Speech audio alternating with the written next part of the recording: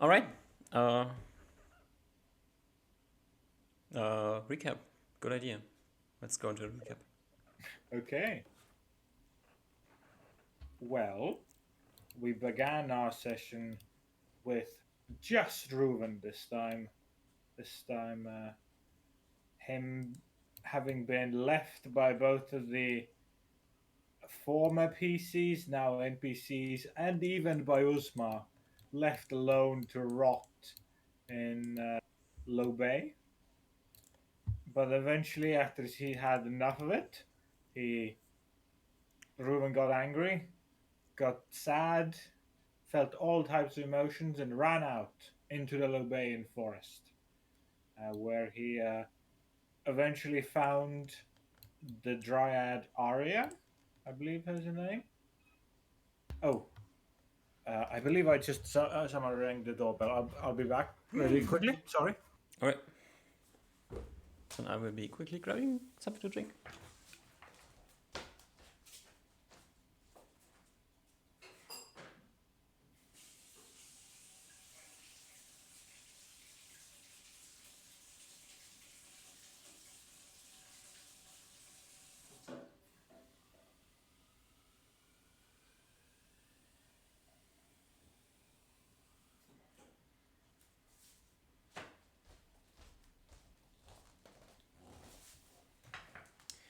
People with doorbells.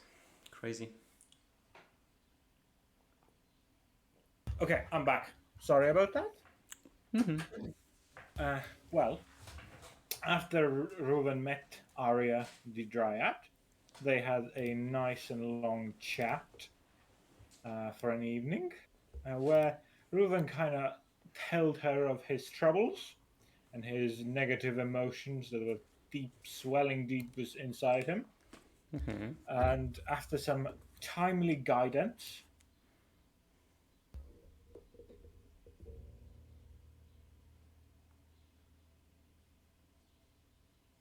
Hello. sorry, after some timely guidance by Arya the Dryad, uh, seemingly Reuven at least was pushed off his current path of depression and sadness into the light, as you'd say. As even though he wasn't completely miracle cured, he did see a new angle, a new path to his life. So he very much thanked the Dryad, who then pointed him to a weird human that could be a possible teacher to him to evolve his abilities in combat, his pathway of the bow. Searching for him, he took a long travel to a western town called Green Peak, where uh, he met this weird old man who apparently his dryads had really done a number on him.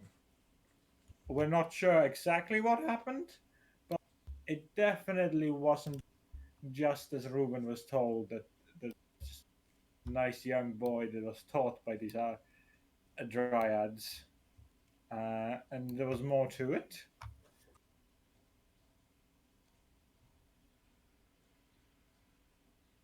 Mm-hmm. And well, he learned that there was something else to it, though largely disregarding that fact. He was on his mission, on his quest, attempting to get a teacher for himself. So he went and had a Reuven-esque chat with this old human man, um, who strangely did end up giving him a mission of there's a beast outside town, go kill it, and I'll be your teacher. Reuven was like, done, and just marched off into the woods willy nilly, not caring about anything. Did find some tracks that he believed to be of this beast. Though he didn't want to travel during the night, And he also didn't want to leave these tracks, so he camped, as you do, camp in the scary woods, in the very dangerous and strange and foreign woods. Uh, and surprise, surprise, was absolutely clobbered by a freaking troll that appeared out of nowhere. Uh, Unlucky. it's very much unlucky. With some good rolls, bad rolls, who can say? With an inch of his life, Ruben managed to skedaddle from that encounter and run back to Green Peak, absolutely horrendously wounded on the edge of death. Uh, and then the next day at town, he had a very, very embarrassing, at least to him, encounter with the old man, the ranger man, uh, the bowman, and somehow, who knows how, the man was like, you know, rest for a week and you'll be my student. And what can I say? Old Reuven got lucky once more. Mm-hmm. Lucky and lucky. Indeed. If I look in my notes, old man's name was had two names exact. Actually, I think one was like and one of them he's using and the other he's not using. Though Reuven's very much unsure as to why he would have these two names and why he prefers one to another. But currently, Reuben would call him Aaron, though he does know of his old new name of Theodore, but he believes to be called Aaron.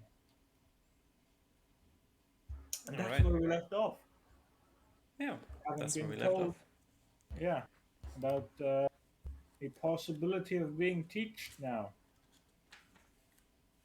Here we are at the end of August, which Ooh, coincides with the end of the rain season. very exciting. And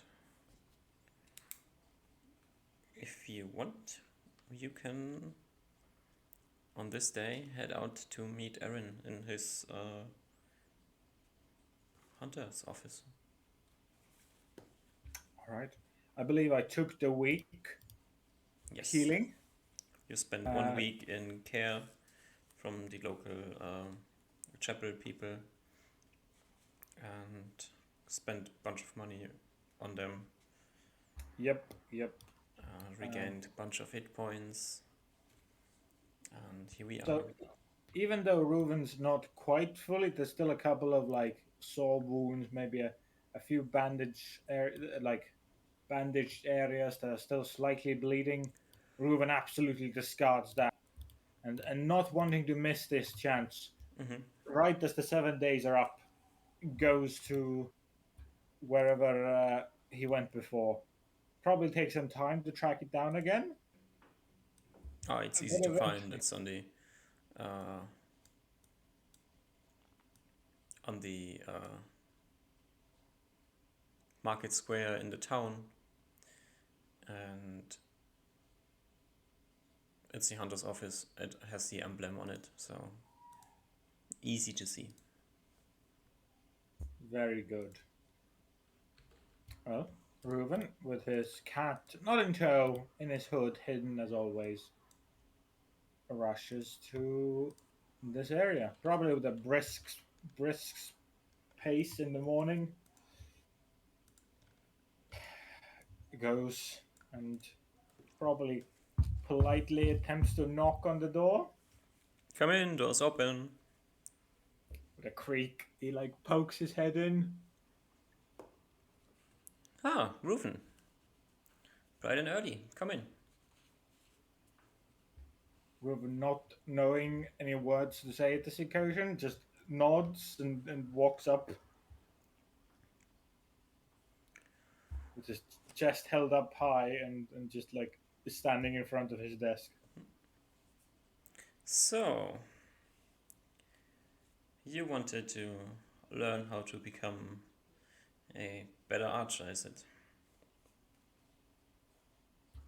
That takes a moment, as Reuben needs some time to gather his words in this situation. Even he is kind of flabbergasted at, but eventually he just kind of nods heartily at this and just, yes, that is true. I I feel stuck, and I believe I require help. And as I promised, I will be training you. Now, what do you know about bows, arrows, using them, making them?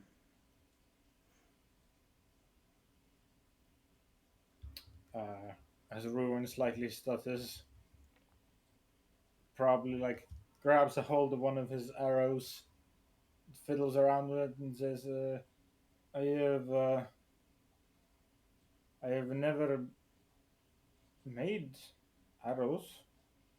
I use them. They are weapons that I buy. I, I'm not even sure how to make them. Maybe the very basics, but." And he kind of strangely looks at the arrow in his hand. He holds out his hand. I'll give him the arrow I was examining. He takes the arrow, draws it around a bit, tries to find the center of gravity of the arrow, and then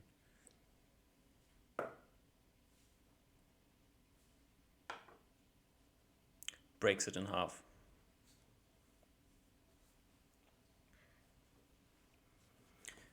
Reuben is surprised, but has no words to say at this.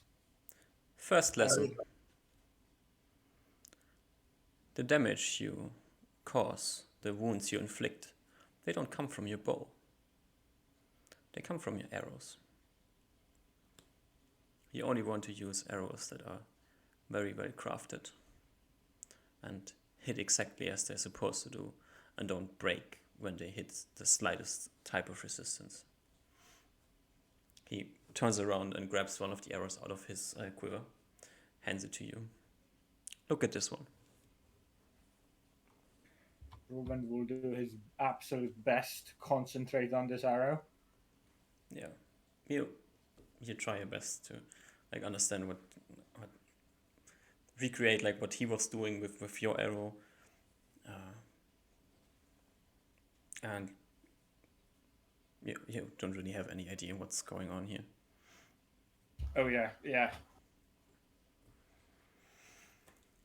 Again, I try to fumble it around my fingers, poke at its like sharp point, and just he definitely sees just Reuben's eyeballs just looking at it, kind of lost. You don't have to make your own arrows. I do, but you don't have to. But you need to know what a good arrow is and what not. So let's take this outside. He turns around, grabs his quiver and his bow. Do you look at anything? Or are you just kind of... He's probably quite concentrated in this, and it feels like this is a great opportunity for learning. And like, holy, he still had slight the frightenedness of this being some sort of scam, but he goes along with it full heartedly. Yeah, so Aaron grabs his equipment that he needs and heads out. You follow him, I assume. Yeah. Yeah. And he leads you a bit away from the town into the forest, and says, "Give me your quiver." I have two quivers. I give them both to him. Yeah, he like drops one on the ground, takes the second one, and starts looking at the arrows, and finds one that satisfies his needs,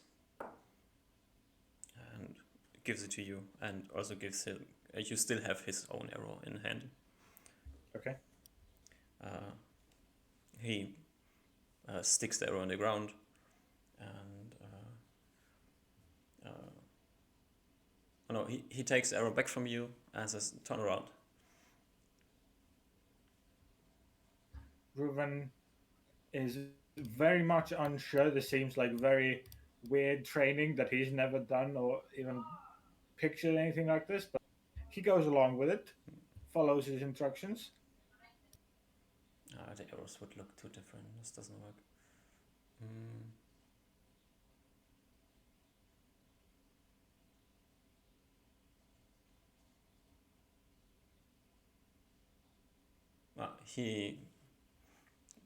He plays around with the arrows and walks away. You hear him walk away a bit and then return and then says, "This is a simple task." You can turn back around and you see that he has marked a tree 100 feet away or so. And says, all you have to do is shoot at the target. And he hands you one of the two arrows and says, don't look at the arrow, just use it.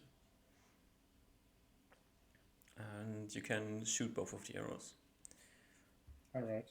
He probably feels a bit weirded out by these strange comments, but will attempt to try it. Probably being pretty unaccustomed to the way he describes drawing an arrow or shooting a bow. No, he doesn't describe anything to you. He just Just gives you the two arrows and says, shoot them and don't focus on which arrow you're using. okay. He will do so. Yeah. He'll just like randomly grab one of the two and shoot them both. Yeah. In succession. Give me 2 attack rolls.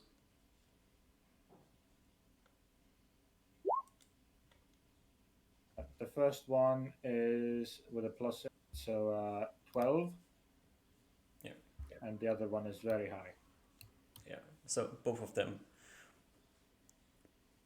hit it at least hit the tree, but one of them clearly better.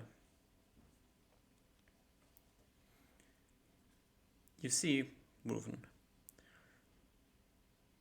the way your arrow moves in the air has a huge impact on its ability to reach its target. And to hit exactly where you want to hit. Most archers, like you, don't think about arrows.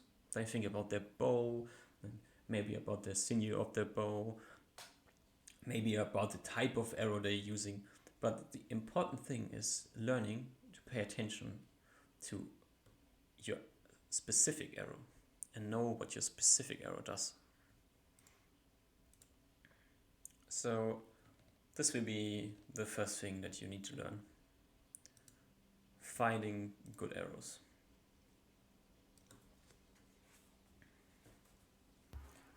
There is a glint in Reuven's eye as this demonstration is absolutely just like, clearly one of the arrows was better than the other, so his explanation makes sense. So he is fully on board as he like nods enthusiastically at this. And he goes over, grabs the quiver that he took a few arrows out already, and pours them on the ground. Let's get to work. And he will go over with you how to pick out good arrows. Okay. All right. There's probably a whole crap ton of very bad arrows there. Half of the arrows have been scavenged from bandits.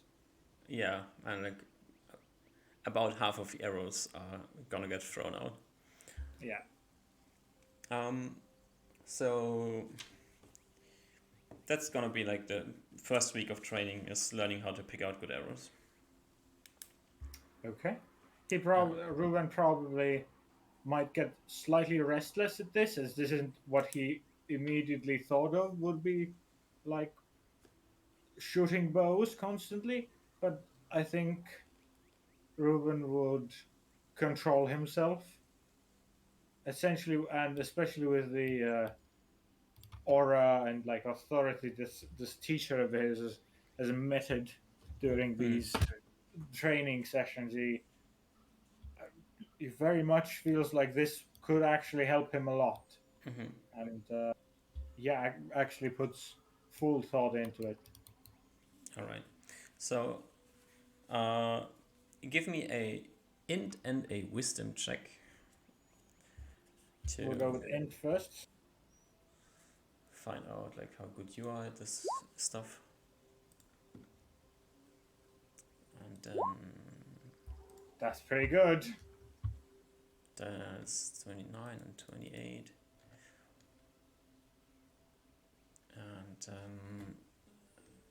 also roll some stuff. So this is like your natural ability to pick the stuff up, and I rolled for his teaching ability, which is not so great in this week. Okay. So after 1 week of training,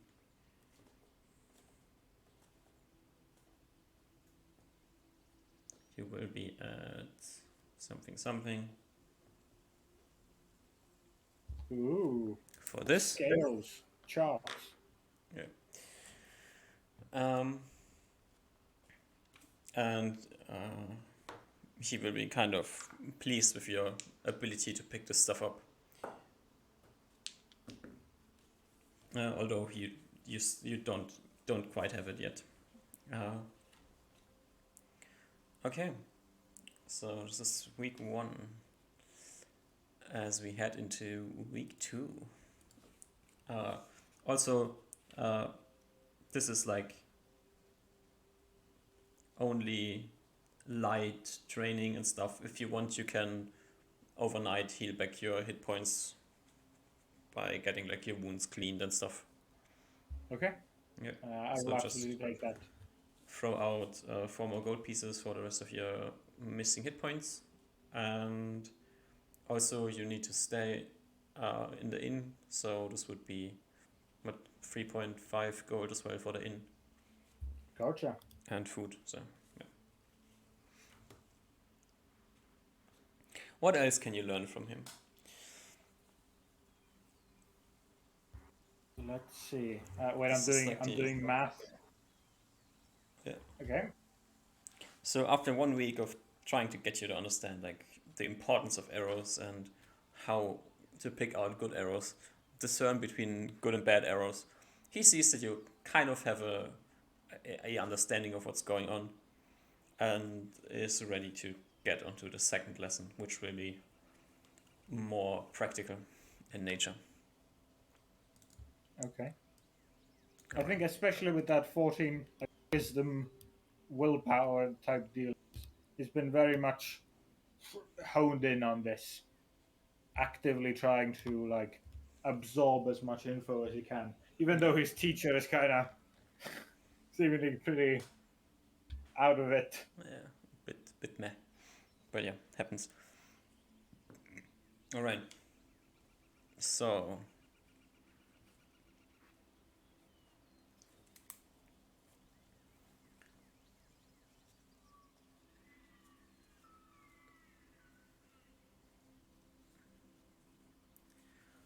the second most important thing that you can learn is to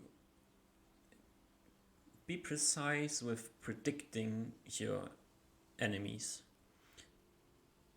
Many archers focus on shooting as fast as possible, And as fast as possible is sometimes just this tiny nuance too quick.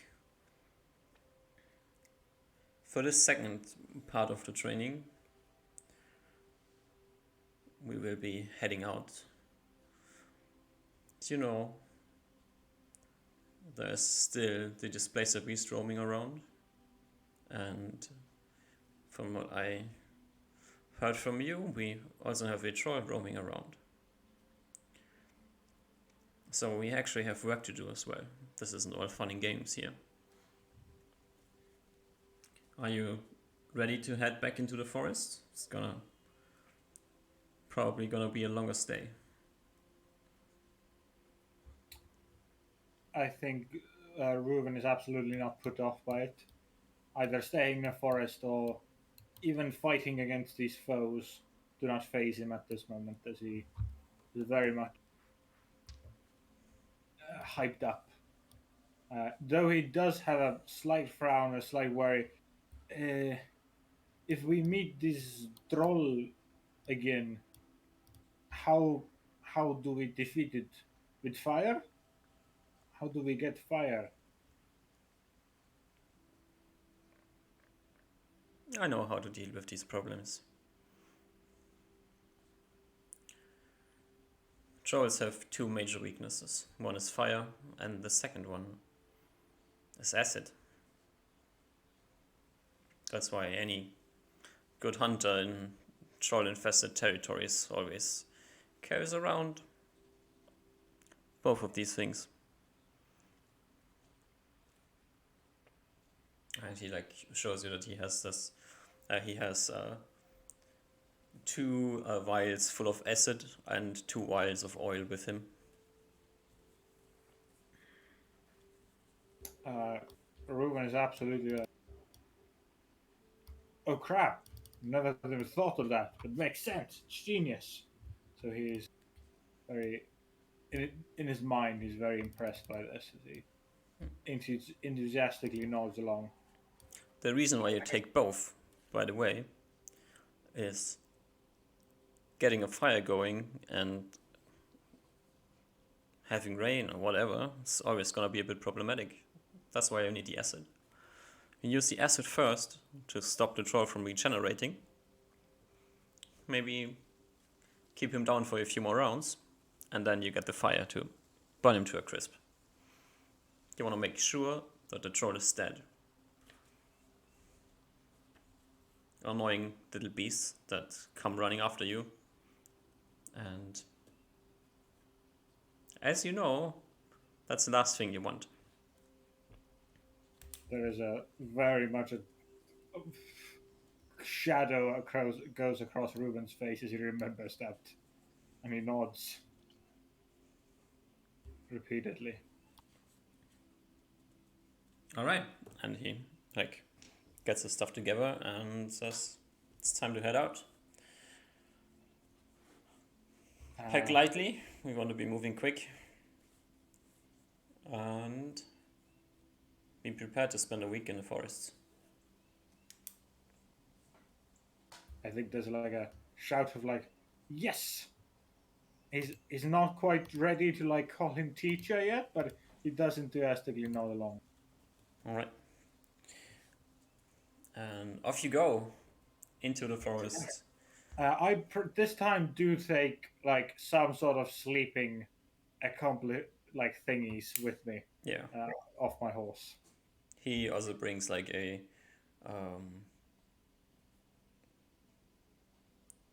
like a blanket and a sleeping bag and a backpack with some food in it, some water. He knows what he's doing. He knows how hard he can push the forest. This is his hunting ground, so he kind of. If I see him taking rations, I might also take rations myself. Yeah, he brings a few rations with him. Gotcha. Okay, so got my sleeping bag, bedroll.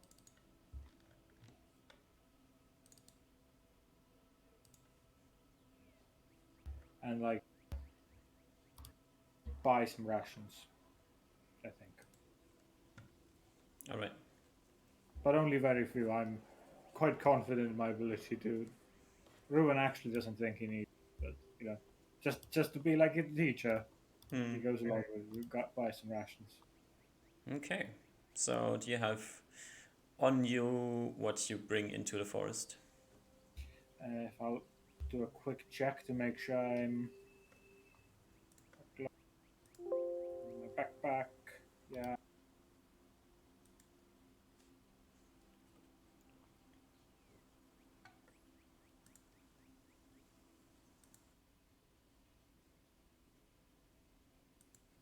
make sure I don't take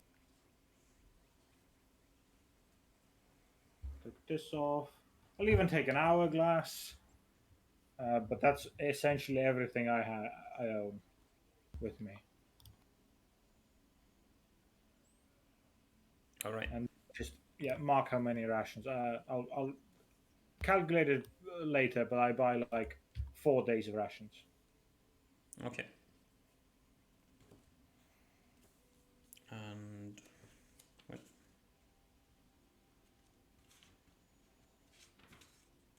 off into the forest you go. This is the last day of the first week of September. You head into the forest.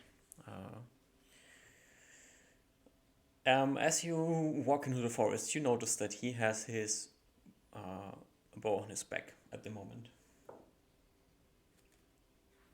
Do I see any other weapons on him? Uh, he has like some sort of dagger or knife on his belt as well. Okay. Okay, give me a perception check as you head into the forest.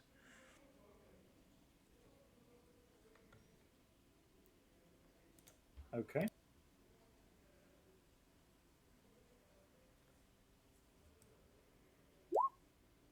A 30. And Ruben also give is me a random d20. A 5. Alright. As you head into the forest, the three of you, Aaron, you, and the cat, Yep. you're not hiding the cat from him, so cat's maybe at times roaming around Yeah. you and at times being in your cape. At some point, like half a day of travel towards the mountains, towards the hills. Let's just move them both over here, and you can like move 6, 7, oh, like a bit more, like 10 miles into the forest. You're not exactly sure where you're heading. He's like leading you a bit. You are the first one to pick this up. You hear in the distance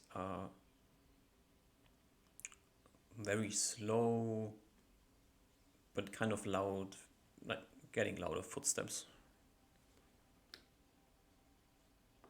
It's very visible as the tips of Ruben's ears like move, and he like looks straight to Aaron, hesitates with the like how he should call him, but then eventually just says, Aaron, there are footsteps. As Ruben's already like crouched down and begins to like meld into the woods Hmm. just instinctively. Yeah. As you say this, like Aaron grabs his bow off his back and melts into the woods the same way you do. Ooh. Getting hard to see for you. And says, yes.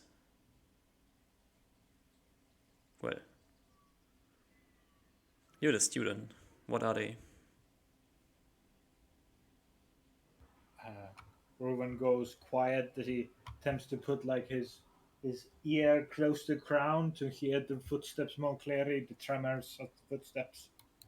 Mm. Yeah. Give me an in Right. check. See if you can identify anything. Yeah.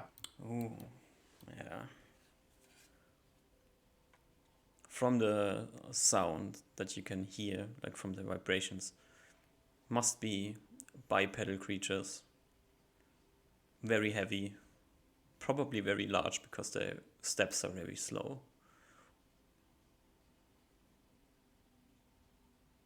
Hmm. Would you have come across giants at any time in your travels so far? Giants. Are there? Uh, I wouldn't. I don't think I've ever been past the like North Mine, South Mine area, and west of Hmm. here. I don't think I ever went west of Port Ream. So unless there's giants like friendly giants in the Elven Woods or something. Just thinking about it. He's also very much been told about giants. Yeah. Uh, Yeah, you so probably know about like giants in some way, shape, or form. Yeah. yeah, I Like you. distinctly remember. Hmm. Do you distinctly remember?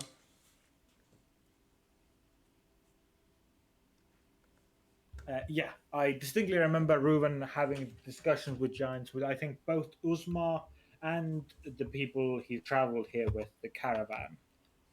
Oh yeah, true. All right. So you know about the existence of giants. So this These sounds very like really large, really heavy bipedal creatures, probably giants in some way, shape, or form. okay. Reuven probably first describes what he hears fully. He's two legs, very slow, very heavy, heavier than I have heard almost any creature be before. Definitely heaviest bipedal I have ever heard of. Uh, there is things I've people around here say giant as he presents his conclusion to his teacher. He gives you a proving nod and says, "Yeah, would be my guess as well. Judging from the sound, maybe a mile out from here. Not really much for us to care about. Just try to keep track of where they are so we don't run into them. It's probably a few of them." And he, keeping his bow in his hands, continues heading you farther into the forest. Gotcha. Are you trying to get closer to the giants or not? Ooh. If he was alone, or if it was like during the part, if I was with the party, he might consider it or bring it up. But I think at this point, if he's just with his teacher, he's totally silent unless spoken to, All right. and is like seriously keeping watch with an arrow in his bow, trying his absolute best to appear like a good ranger, like a competent ranger. All right. So you continue onwards, and you hear like the giants moving off somewhere into the distance as you like head a bit more southwards now. And uh, let's see. Oh, all right. Finding nothing of interest for this day. Uh, you get like Aaron leads you to a small like creek where you can like grab some fresh water, and uh, if you want you can like try to forage some food as well. I will, yeah. I'll Yeah. not I'll use fresh food if I can. Yeah. Are you trying to forage food for him as well or just for you? Ooh. I think, as I previously mentioned, Ruben does want to impress him. So I think he will at least attempt to. All right. So around the campsite, you spend like the next. It just becomes clear that he's like setting up some sort of place to stay for the night, and you can spend the next few hours like wandering around the camp and see if you find something. Yeah. So give me a survival check. Survival is wisdom, I think. Do I have it in mind? We can just roll it. Wisdom 0. Okay, Yeah. then it's And straight a 1d2. 1. 1. So you find 1 day of food around the campsite that you can eat yourself or share with him. He'll probably share, yeah. Alright. As a kitty tries to find the bird, finds a bird, and manages to snack it. Yep. Alright. So, plan for the night is to have a small campfire going. That's like, he's like making some visual protection to keep the light blocked so the light is not spreading too much, but keep the fire slowly going. So in case of natural animals and potential troll problems, to have a fire going, a quick way to make more fire. So during the night, you will also have the job of keeping the fire lit. Okay, yeah. All right. Reuven does his best to observe, as this does very much coincide with what he's been experiencing with the party.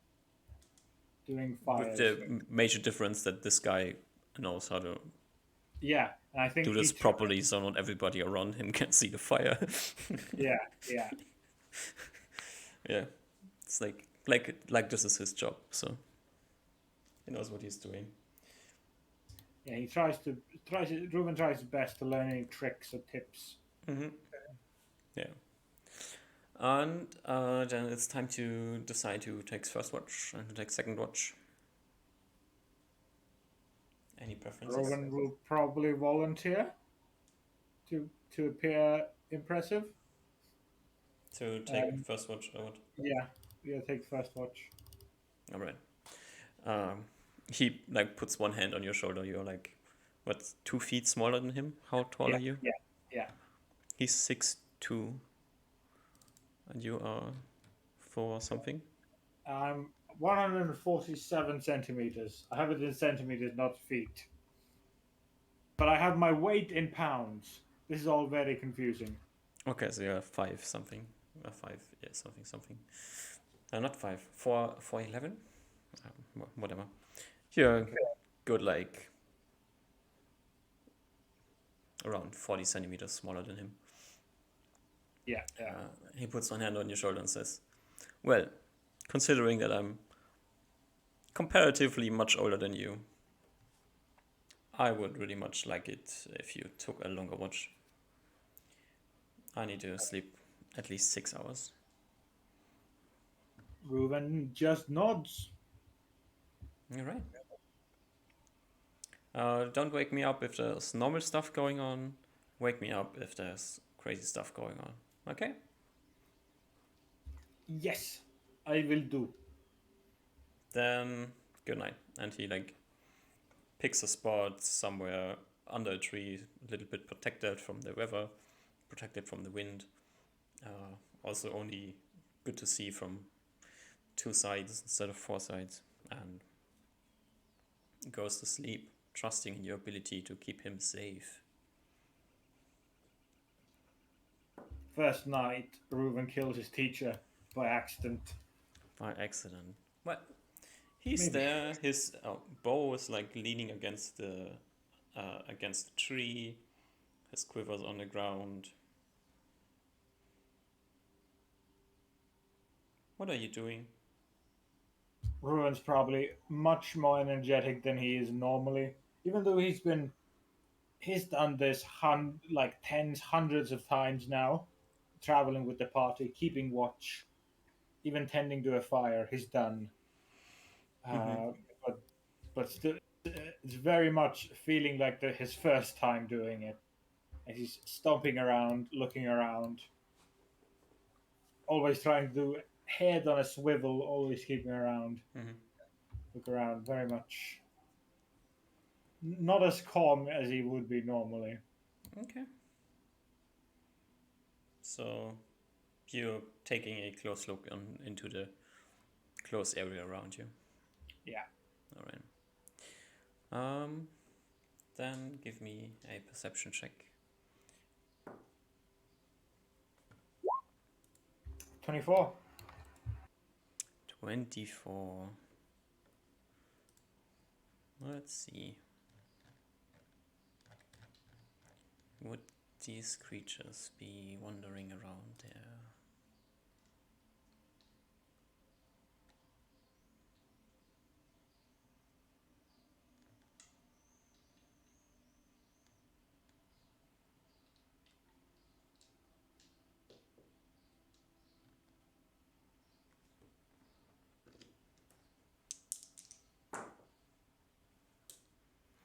They probably would.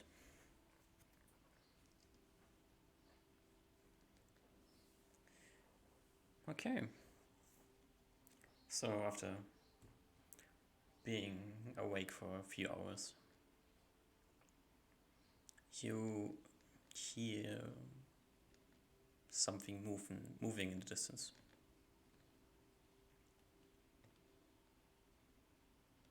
He'll probably freeze, have his bow ready, and then attempt to hear, maybe even see what's in the distance. You don't see anything yet. Okay. But you.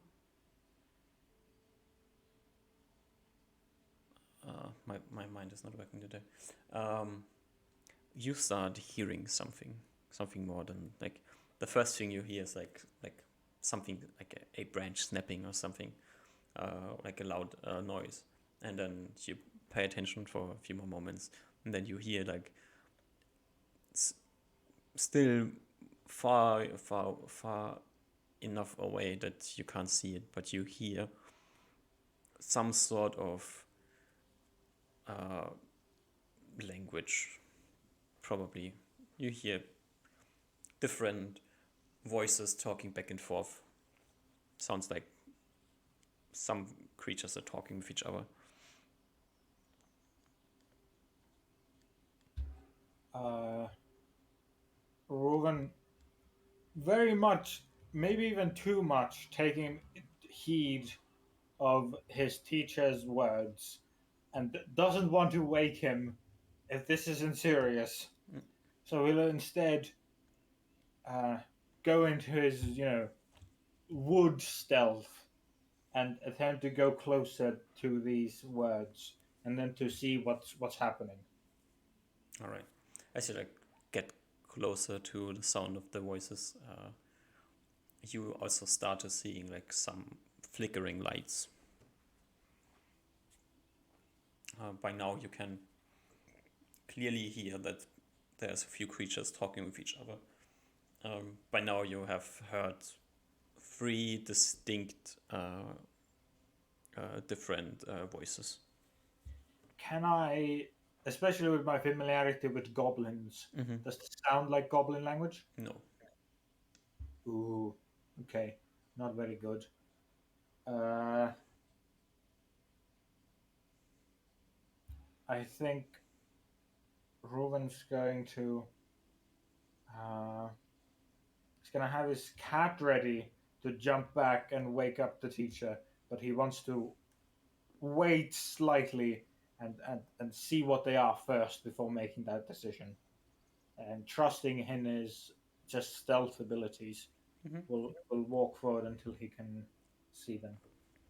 Yeah, you get like, I mean, you're in a forest, so there's always trees blocking your vision in some way. But as you get closer, like closer to the source of light as well, you see a group of five large bipedal creatures that you have not seen before. Uh, they have yellow to brownish skin color, uh, very kind of unshapen bodies, like big bellies. They look strong, but also like just it's like some creatures have a natural tendency to be strong, not like trained strong. Gotcha. When you Um, mentioned big, how big? Oh, like double your size, like 9 feet plus. okay, that's big. Yeah. Scary big. You had something else to say? Sorry, I interrupted you. Yeah. Also, they have like talons, and so coming up from the lower, what's the word? The thing where your teeth are.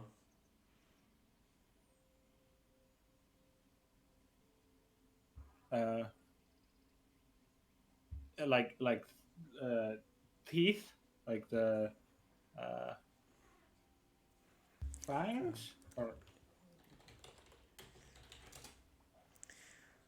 Jaw. Yeah, from the lower jaw, like large, yeah, talons coming out from the not talons, tusks coming out yeah. from the lower jaw.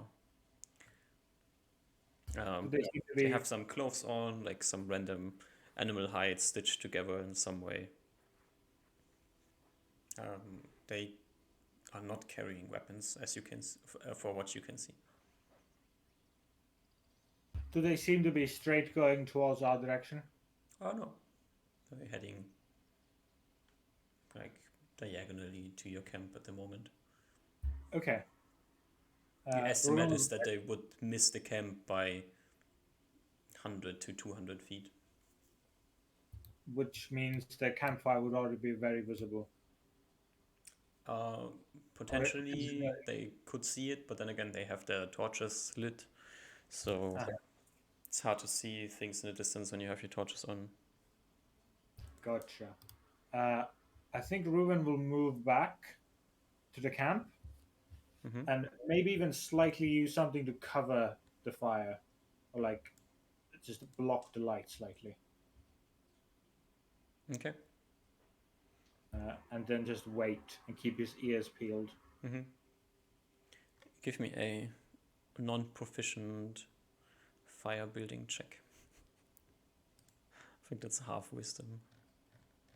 Let me double check. Uh, Half wisdom -1. 12, no. 12.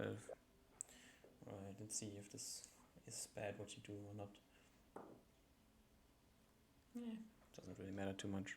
Like you try to do something, you do something. Yeah, yeah.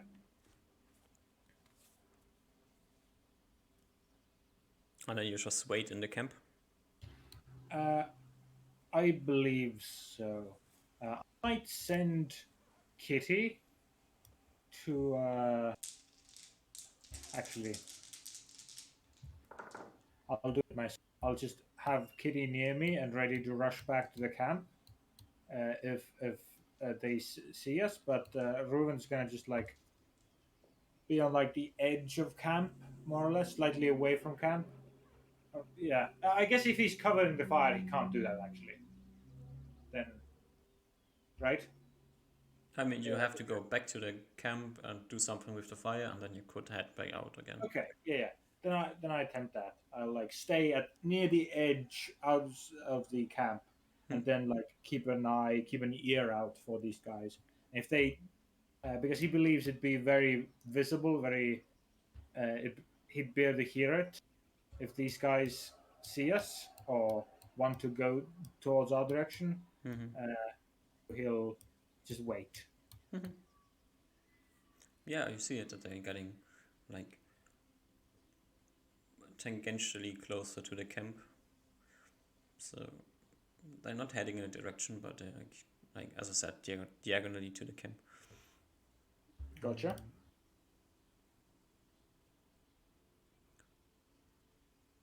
I'm just imagining they're going like if our camp is Green Peak, there's something going like something like this. Yes, yeah. Yeah. Okay. So you spot them farther away from the camp, and the way they're heading, they're getting closer to the camp, but not in the direction of the camp. It's just. So I'm waiting somewhere around like here, and Mhm. waiting for them to go past. Yeah. And yeah, you wait for them, and they head past you and continue on their way. Ruvens absolutely fine with that. All right. Eventually, after he's sure these guys are far away, he'll like step back to the camp and maybe even puff off the fire. Put more wood into the fire if he. Try to make sure that it's not going out. Yeah. All right. Yeah, you can do so, and the night continues for a few more hours until it's time to wake up Aaron. Yeah. He gives Aaron like so he'd have a good sleep, Mm-hmm. and because Ruben's pretty used to not sleeping that well already, he Mm-hmm. feels like he's gotten a bit of a uh, like resistance to it at this point. So he like gives him a good sleep and then wakes him up. All right. You wake him up. Says, any interesting things happen? He begins to describe these weird tusked 9 feet tall creatures that walk by us. Did they sound like they were uh, what's the word? Fighting with each other? I don't think I heard that, right, DM? Oh, I mean, as they Yeah, were I didn't. talking, did it sound Yeah, like they were I just in a shake my head. disagreement or something? No, they had no weapons. I didn't see any weapons on them. No, I mean just ordinary being unhappy with each other. Uh, they were talking, but I do not understand their language. So maybe, but no, it wasn't very strong. If they were arguing, it was not Well, if they were super. arguing, I would be guarantee you that it was ogres, but it probably still was ogres. Well, they're not the smartest. Rowan probably has a sheet, like a sheet of paper that he's scribbling on all these weird new creatures that he never encountered before.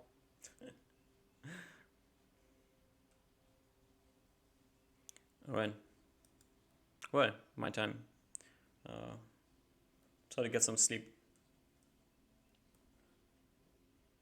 Reuven does a yes and will probably attempt to like do what his teacher did and sleep the same way, same area. Mm-hmm. Yeah. And yep, prob Reuven's not too distrustful person. I think he trusts his teacher enough now that he can get to sleep. All right. Well, let's see. Aaron, Aaron, Aaron. What is your perception?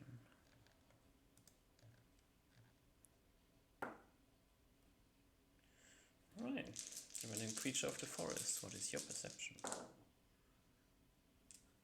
Trash, but just good enough.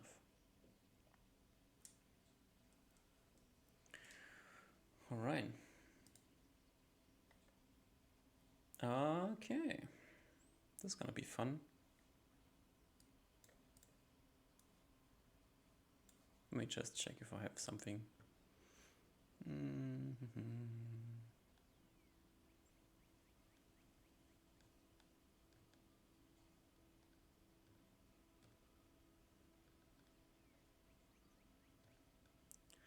I think we will just reuse this one.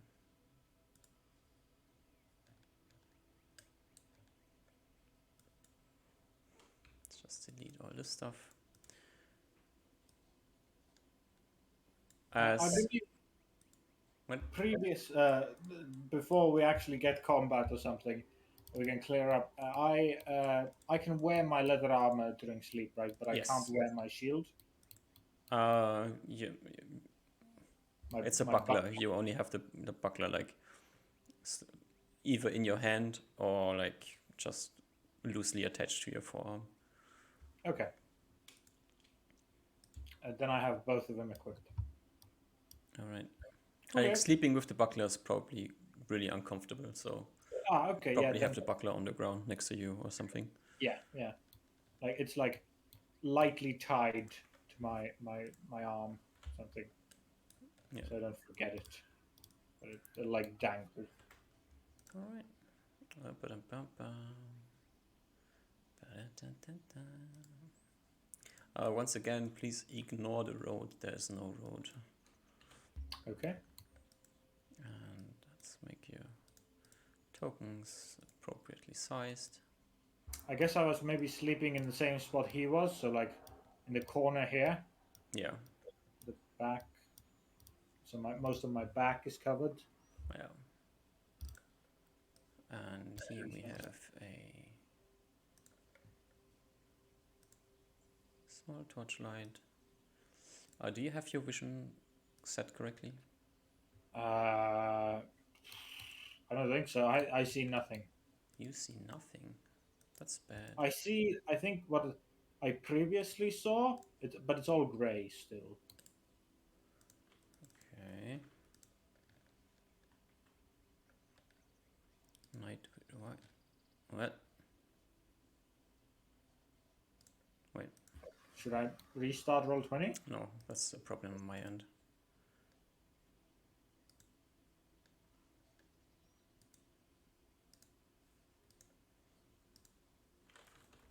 Do you have your vision now? No, it's all gray still. Oh, wait. No, this is set correctly. Yeah, this is how I see. I think. Yeah, I'm looking at stream. Why? Why? Can I? Wait. Oh, vision was off. Okay. That explains some things. Aha! Okay. You just had no vision. That was the problem. Okay, so there's like a small fire in the middle, and you're sleeping there under the tree. Aaron is on the other side of the map, and you are getting woken up by a rock getting thrown against your head. Ah! It's probably a light exclamation from Reuben, definitely. As he's never been woken like that before. As you hear Aaron shouting, uh, "We got company!" Something like this. This is one more than I want. Uh, yeah, And Reuben will open his eyes, reach for his bow and cat with one hand. yeah, Two of his most important things, bow and cat. this is wrong. That's the correct thing. Oh, I deleted the lighting thing over there. Okay, so you can't see. As you are getting visited by a group of 3 bears who are charging in at this moment. Charging in? Yeah, Frick. Okay. they all have excellent HP rolls. Just letting you know, like right Oh here. no. So. Oh, I'm just rolling them. The first one has excellent HP rolls. Okay. This one has this, and the third one has this.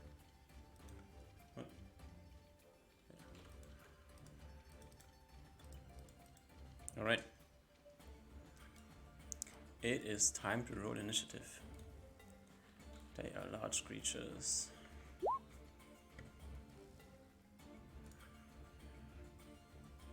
Wait, that was the wrong button. Okay.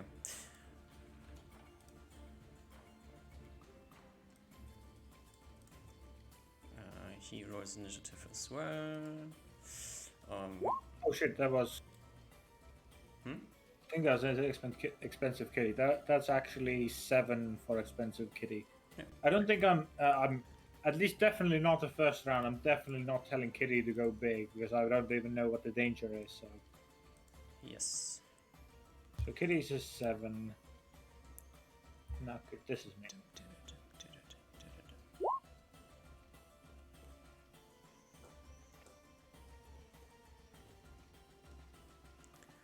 What is your initiative for your bow?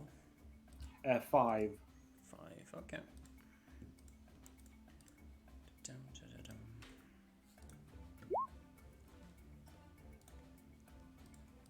Alright, Kitty goes first. Kitty probably readies attacks for anything that would charge up at Ruben, Alright. and will like move alongside him if he moves. Yeah, he'll like clamber slightly down this area. As bear number That 1 makes sense. gets to act. Bear number 1 saw the fire and will run in here. Coming by you. But you have your bow in hand. Alright?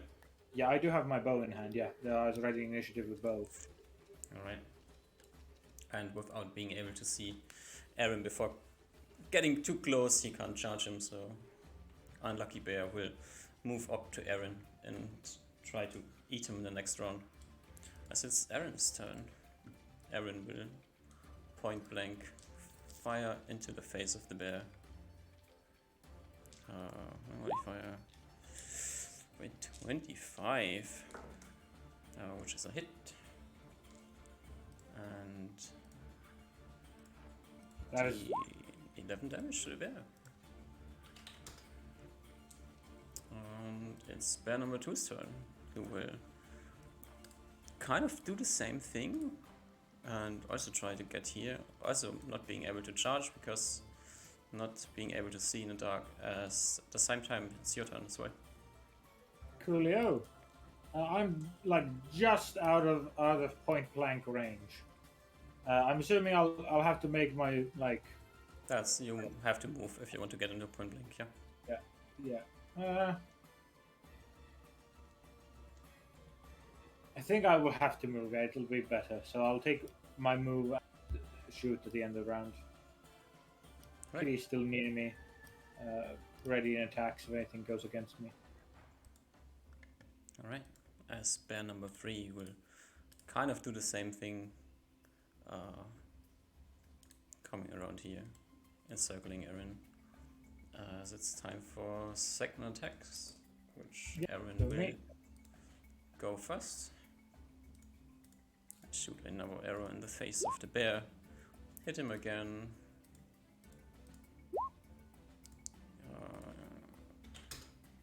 Yoinking this bear down and taking his third attack against another bear. Gets 3 attacks. Rolling a 15, which is enough to hit. Dealing 9 damage to this bear. What's your second attack? You one attack for this run. Yeah. Just go for the guy I can get back attack Yeah. at. You hit. It's probably dead, but yeah. Yoink. Shoot this bear, who also falls down. Let me quickly. Oh, wait. Well, I forgot one thing. Oh. Did I? No. What? No, they don't do this. Okay. It's time to roll initiative. I'm like, Kitty, go attack. And Bear rolls. Aaron rolls. This bear is no longer. This bear is no longer. Kitty goes first. Kitty goes for a charge. Though I don't think there's enough movement for an actual charge, but Kitty kind of can't really charge, but she can go. She, charge. She charges, not mechanically, but she charges exactly. like the bear. Yeah. Of course, going for back attacks as always. I'll not move for. No, it's at the back of the bear.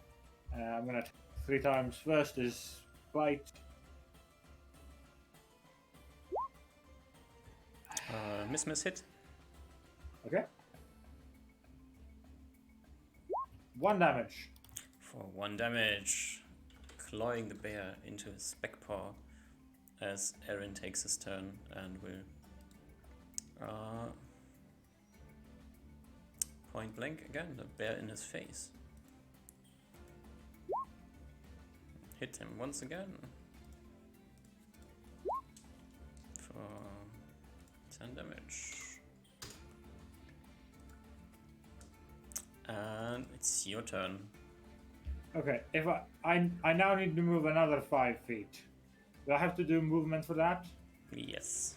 Also, like, the vision is kind of bad because, like, there's bear behind bear, and one is on the ground. I don't want to move just the 5 feet. Then I want to move fully. How much is that? 30 feet that I can get, and still one attack. You can grab your swords and charge. I want to use my bow in front of my teacher. If I have movement of 12, that's actually 60 feet, half movement, right? Yeah. So if possible, I would like to just move myself in front of my teacher to give him some cover. You can squeeze in there, but you're provoking an attack of opportunity. You can switch a rule, basically. Okay. I will do that, but I will provoke the opportunity. I'll use my shield. Is that I'm assuming that's a full action? What? The moving and switching. Yeah.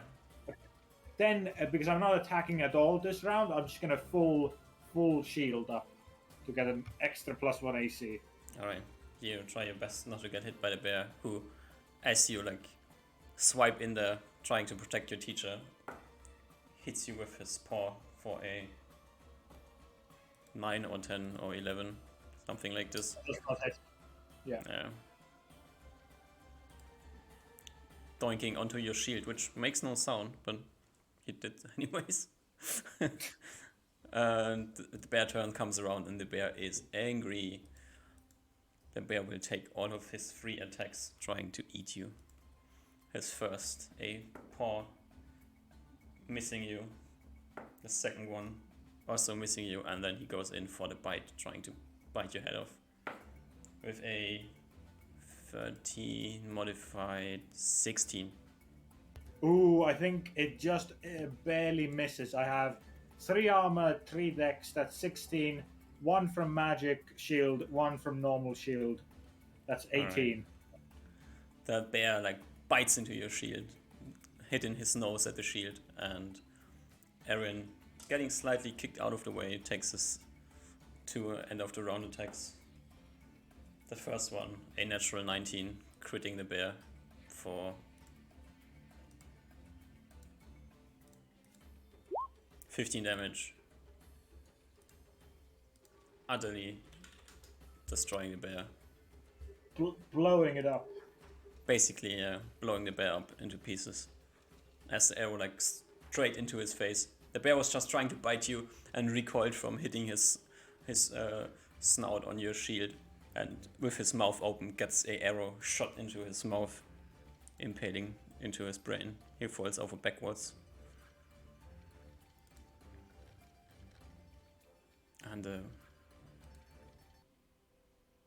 forest becomes silent again.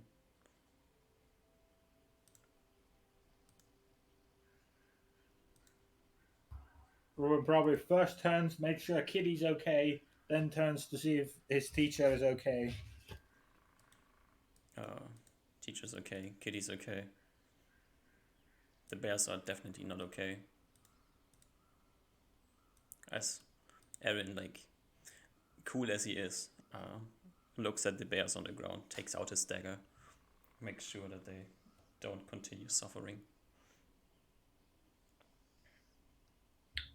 After Ruben's like out of his shock, he will also, what he's usually done when we've killed animals as a party, we'll do a elven ritual for them. Especially now with his goal of giving balance to nature, he takes that very seriously and will, yeah, attempt to appease nature. How many arrows did you shoot? Only one, right? I shot one arrow. Yeah, can I roll for it. Aaron goes for it. Aaron goes and picks up the arrows from the bears. The last one he shot is gone forever. He gets 2 of his arrows back and your arrow back as well. Great.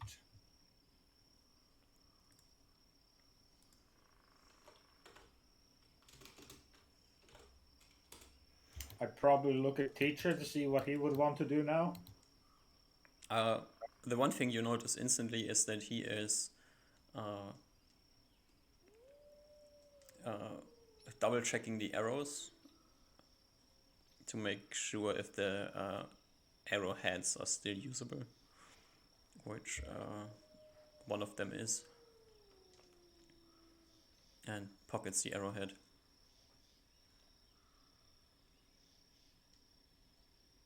Everyone probably blinks his like wealthy second generation nouveau eyes at him, like a wealthy uh, youngster, like not never having even imagined of doing that, uh, but will mark it, I guess, in his mind that that's something that can be done, Mm-hmm.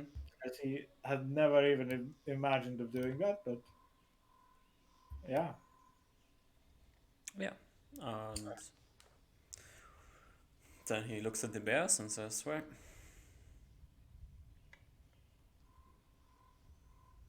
would be a waste not to at least use them for resources." And he kind of like he's really relaxed. He doesn't give 2 fucks apparently about the fact that he has just been surrounded by 3 bears, and starts skinning the bears. okay.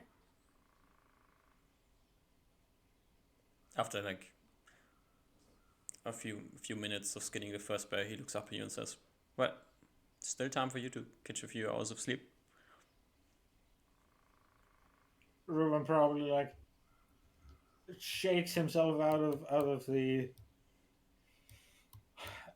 restlessness he was in, and I think nods, unsure of himself, but will like unstable, more or less walk back to his camping spot and you know try to take a nap. As you walk over there and you like lie down on the ground, uh, another rock hits your head.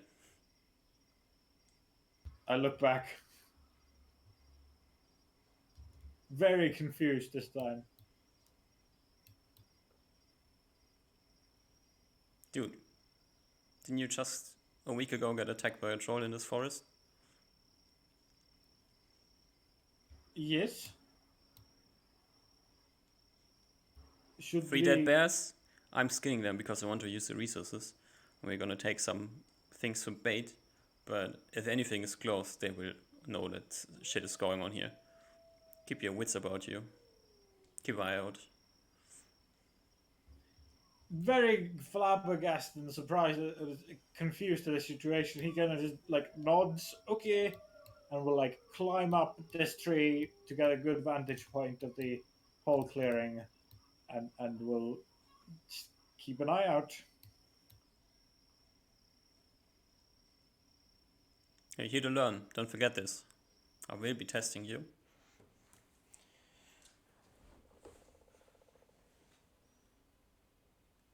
And he continues skinning the bears. Let's see how well he does. Ba-da-bum-bum. Okay. Why do I never have d20s around when I need d20s? He does bad, not so great, and perfect. Okay. He produces a bit of bear pelt, and then he will be cutting a few pieces of bear out of one of the bears, like getting some bear meat. Uh, do you hear music? I do not. It says Roll 20 is playing music, but maybe I need to turn it up. Very likely, I do hear music. Yes. Okay, it's not loud, so that's fine. But if you hear it, it's fine. Yeah, he continues to get the pelts done, and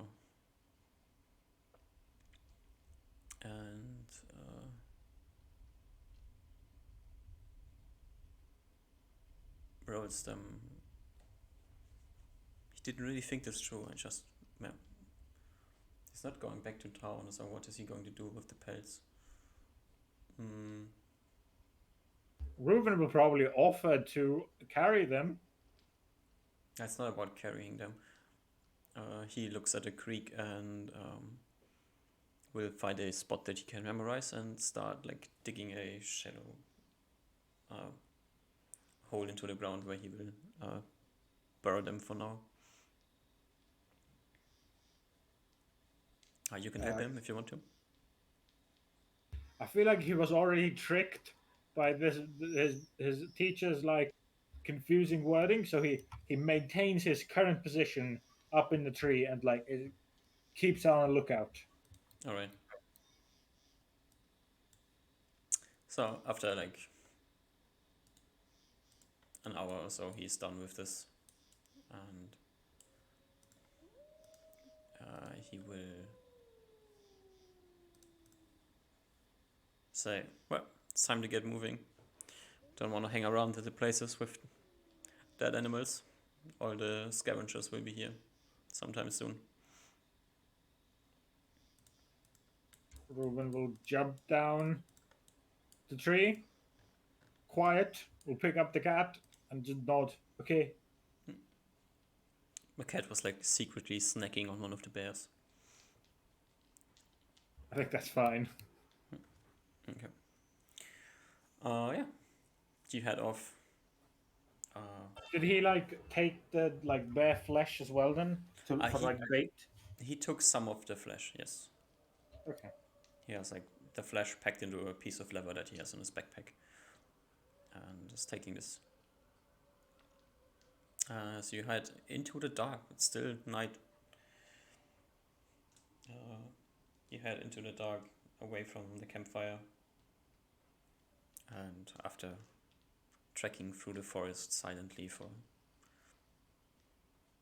an hour or so, the light begins to, like some light appears in the sky and it becomes a bit more bright outside. Still, you're in the forest. The forest is kind of dense, so it's still dark. But the birds begin to chirp around you, and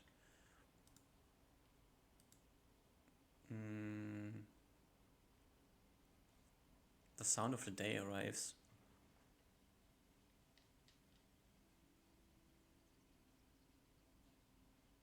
Is there anything you want to talk with Erin about?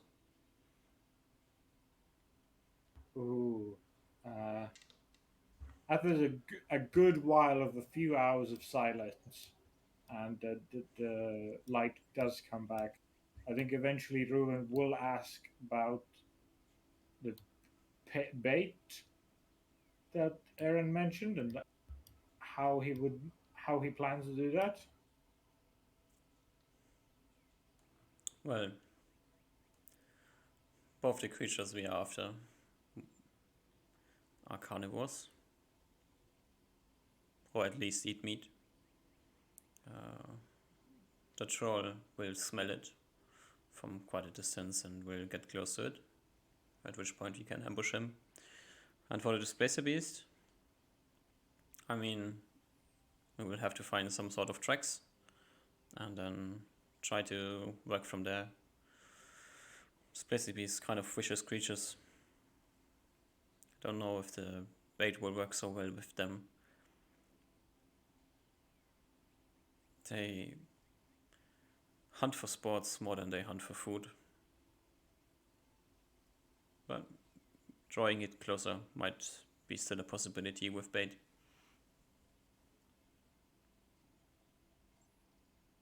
There are nods from Reuven, as he does feel a bit out of his element here, even though it is a forest. And let and it's just like, yes, yes, I will do everything you say, teacher. It is a Go forest, along but with it. it's definitely not your forest. Exactly. And these are definitely not your usual creatures that you're hunting. Alright, do you want to take a 5 minutes break? I would love that. Awesome. I might take an extra few minutes, so up Okay, to like 8 or 10. alright. Then be right back.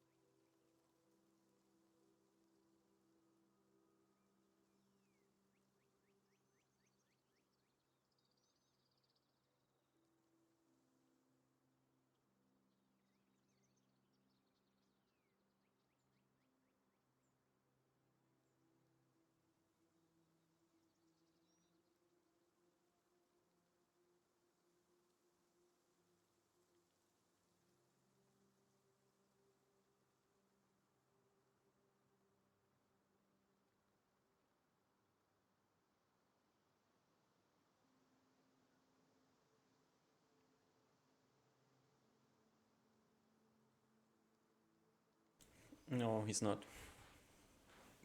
But also he's not dead, so it's good.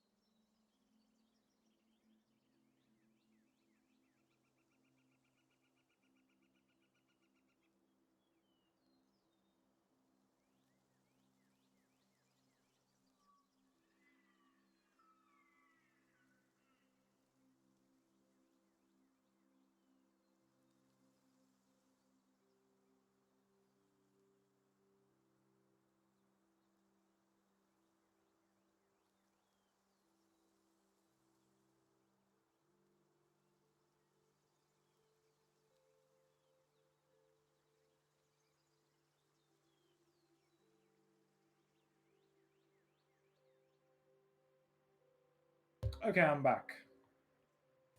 Alrighty. We are Uh, back. we are back. Yes. Am I still muted? You are not muted. No. Okay, good.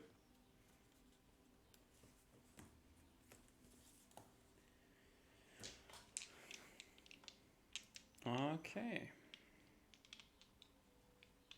Do you continue onwards? Yep. We have a backpack full of flesh now, Mm-hmm.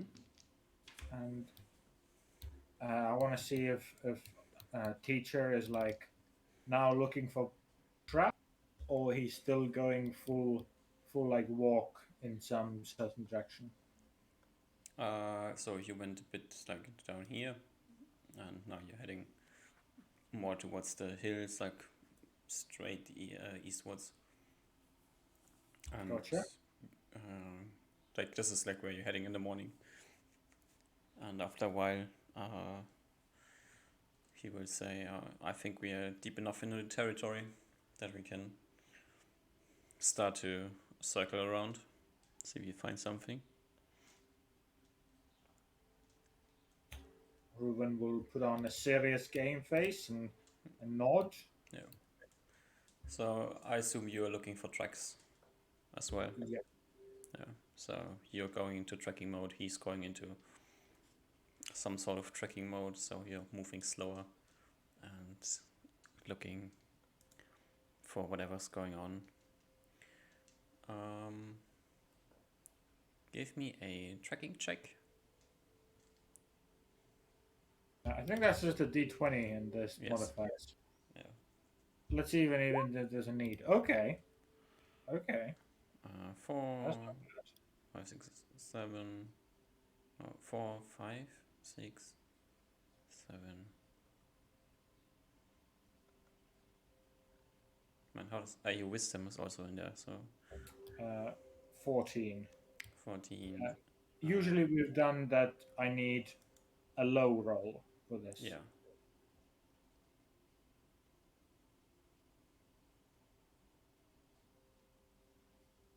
Okay, I hate my game. I hate my life.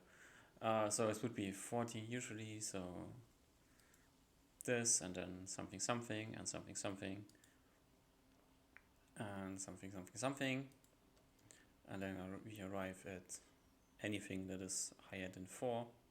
So if there's tracks, you can see them. Give me a perception check and a random d20. Perception check is a mega fail. Mm-hmm. D20 is a 6. Say 6. Oh, all right. Uh, as at this time, uh, Aaron stops you and points into the distance. And as you are like standing still for a moment, trying to listen to what he's like alluding to, you once again hear in the distance these low stomping sounds. Bipedal creatures, really tall, really heavy. Ruben probably ask for confirmation, asking like a giant agon. I would assume so, yeah. I think we are eastwards enough now. Are We should. giants a big problem in these woods for Green Peak? No, no. Giants mostly keep to themselves, but you still don't want to run into them. They are more a problem for lonesome wanderers in the forest that don't pay attention and accidentally run into them than for anything else. Ruben just not probably asks if like are they aggressive?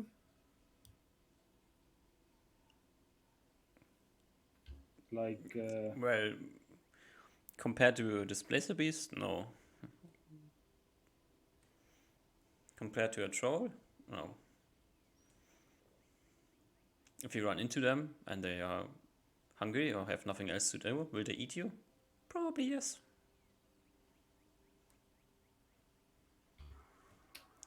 Ruven categorizes them in his mind and nods along. Alright, so you continue spiraling through the forest, and as it gets like into the deep afternoon, you come across tracks. What do they look like? Something has moved through here more than one leg. If you want to know anything more, we will have to do an identification check. Let's try it.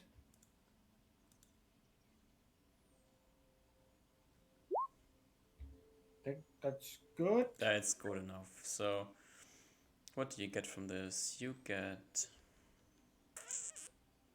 Where's this thing?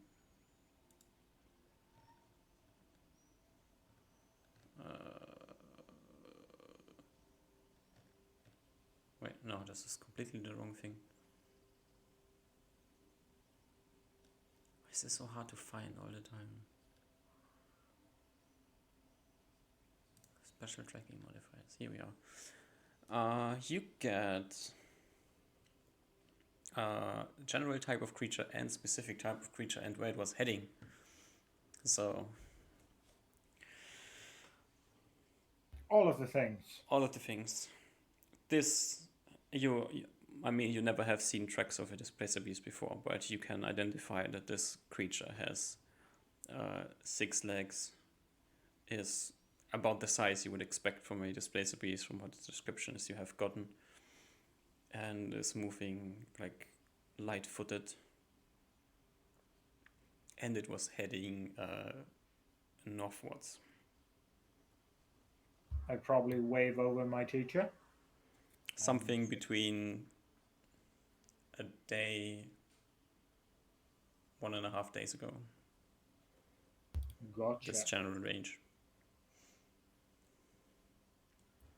Ruben probably walks over to his teacher and like points at the tracks, and will like lowly, hushly speak out all the information I just gained.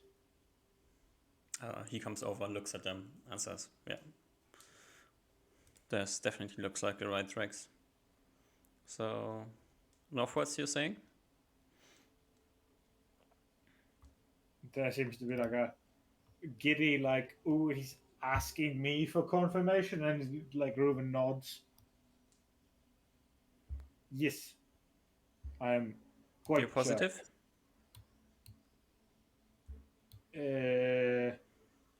I guess, and he like at that point, like Ruben's confidence crumbles as he like his mind spirals. He thinks, unless they're walking backwards to hide. As he really ties like a reach in his mind for any reason why his perception would be fooled at this moment. Have you ever seen a feline creature walking backwards for a long period of time? It just shakes his head.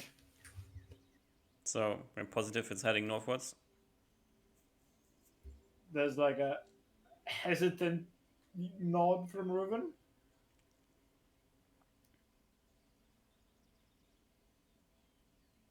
And which eventually like gets less hesitant as he thinks to his like multiple years of experience with tracking normal creatures, and like, yes, I am quite sure. He nods, but like something in his look kind of slightly irritates you. As he gets up, grabs his bow from his back. Once again, like his movement pattern starts to shift as he grabs the bow. Becoming more like yours than his, in some weird sense. As you head northwards following the tracks. Yep.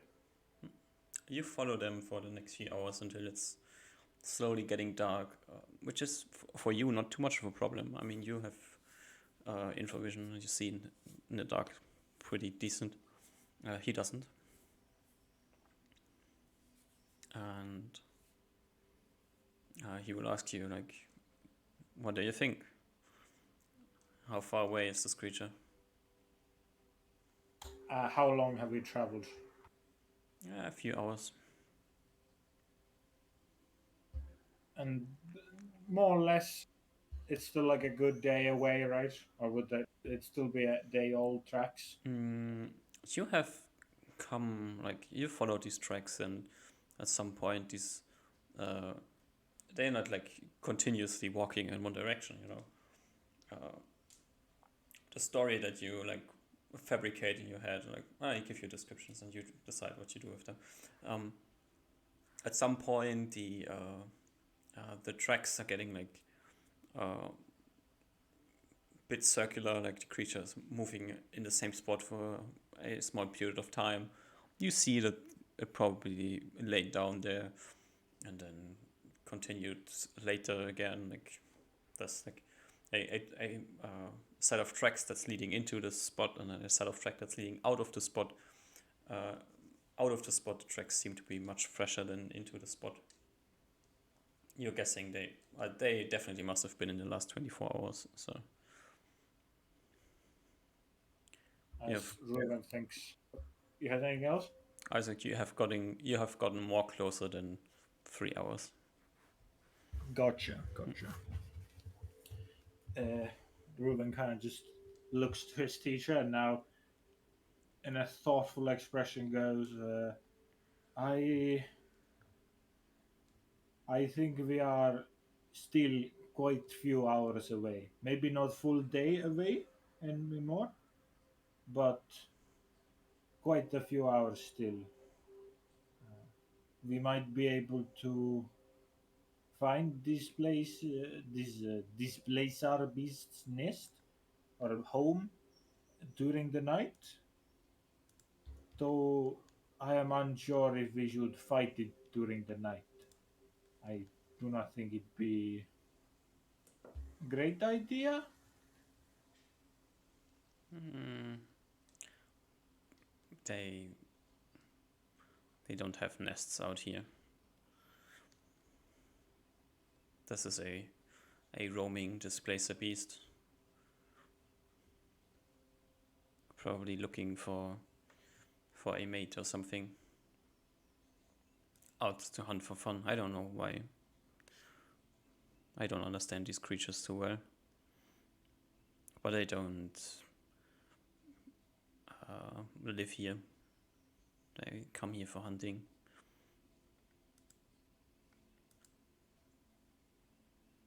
I suspect that the lair of the creature is further into the hills, past the giants. He Yeah, slightly smirks. there are nods from Reuben as he goes. I think it would be more safe to stay for night and continue during the day. Well, for me, definitely. So let's find a good place where we can safely rest. And Reuben nods. I think we are close, or we aren't that. We are similar areas where I was sleeping and was ambushed by the, you say, troll.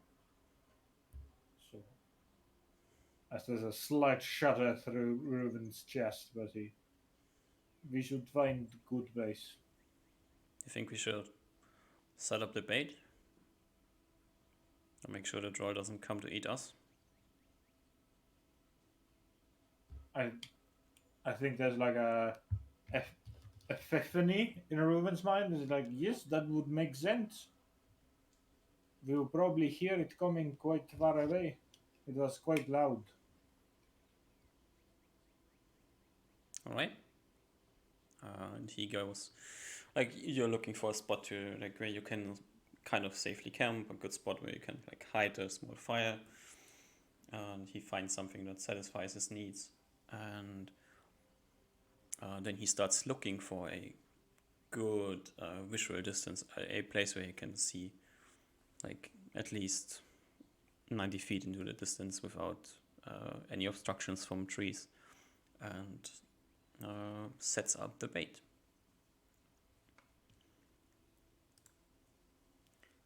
Again, Ruben tries to really. He's already made his bed. Now he's laying in it. He's taking this weirdo as his teacher, so he's fully attempting to absorb all the info he can get. Uh-huh. And from that fight with the freaking bears, this guy's pretty badass. So Ruben's expression interest in him has definitely shut up. Mhm. Yeah, so he was like just standing there, three bears around him, and he just focused, fired shots in every one of their faces. Didn't miss once, didn't even flinch for a second. Yeah, def- absolutely. That is Ruben thinks, and he doesn't think he could do that. Yeah, this guy knows exactly what he's doing, and he knows what he can take on. He probably just woke you up just for fun, so you can see what's going on, and you don't wake up in the middle of the night to screaming bears.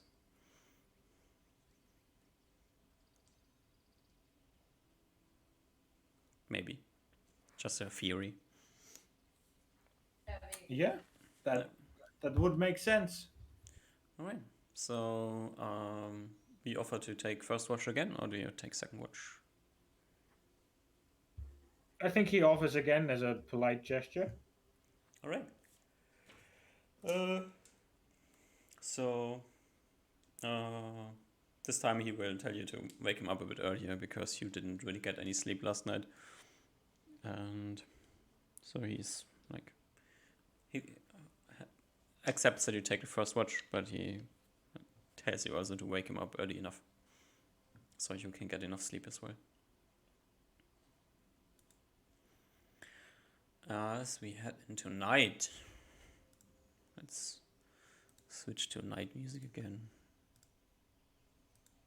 Night music. Night Ruben's music. probably sitting down. He's taken out all his arrows from his quiver. He probably filled up with new arrows over the week with that are actually good this time. And he paranoidly like takes each of them out and inspects it and makes sure they're fine. Even though he knows they're all fine, he's looked at all of them through multiple times before, still Mm. with some nervousness, like using his newfound knowledge, looks at each of the arrows. Yeah, Yeah, you're convinced that these are all good arrows. yeah. He probably just does it as like a habit, as Yeah. something to calm his nerves. Okay. So give me a perception check to see what interesting things you hear in the night or see in the night.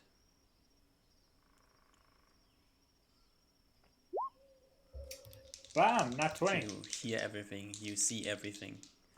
There's 11 million night creatures that you notice that you didn't notice last night.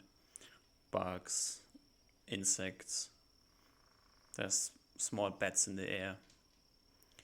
And after a few hours into your watch, you once again hear noises in the distance. Voices in the distance.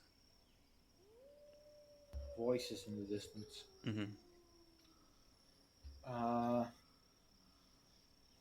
Hearing this deeply, like takes a breath in, closes his eyes, and really tries to focus in on the voice.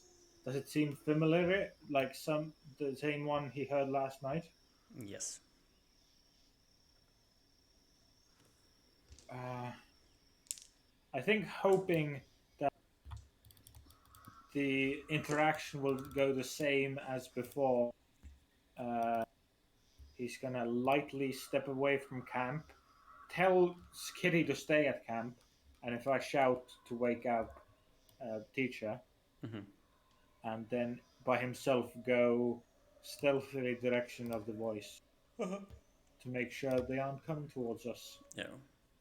So your net 20 on the roll, you have picked up the voices like very far away. So you have to head quite a few hundred feet into the direction of the voices to get any closer. Okay, And I think I will try. Yeah. to like sneaking through the forest for a few minutes, you're starting to hear them a bit clearer. And if you continue sneaking for 2 more minutes, you will see once again the torchlight flickering through the forest. By now, you're like 5 minutes away from camp. Gotcha. Can I, from this distance, tell the like, so roughly the direction? Mm, Or if not, I will like, with my back towards where the camp is, like keep stepping back and like occasionally look around back at them and like move back to the camp bit by bit, mhm. but waiting for them to come to get a better angle at where how they're moving. So like, From what you're guessing is that they are heading away from you. does it look like they are running, No, just chatting? they're Like like what? just chatting with each other again and heading somewhere northeast, probably. I think that's good enough for Reuven as he just starts walking back to Hmm. stealthing back to camp. As you're heading back to the camp, slowly but surely, you all of a sudden hear them shouting. They're screaming something.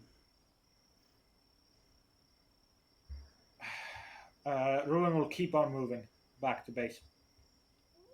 All right.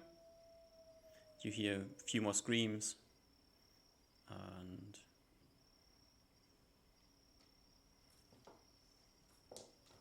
let's see.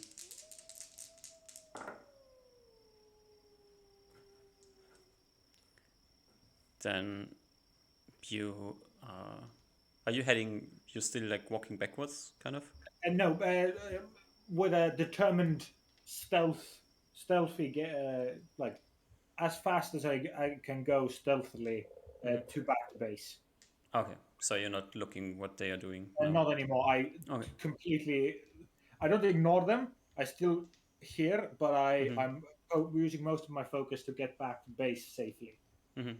All right. So you're heading back to where you expect the camp to be, as you start hearing behind you heavy footsteps. Something is running in your direction.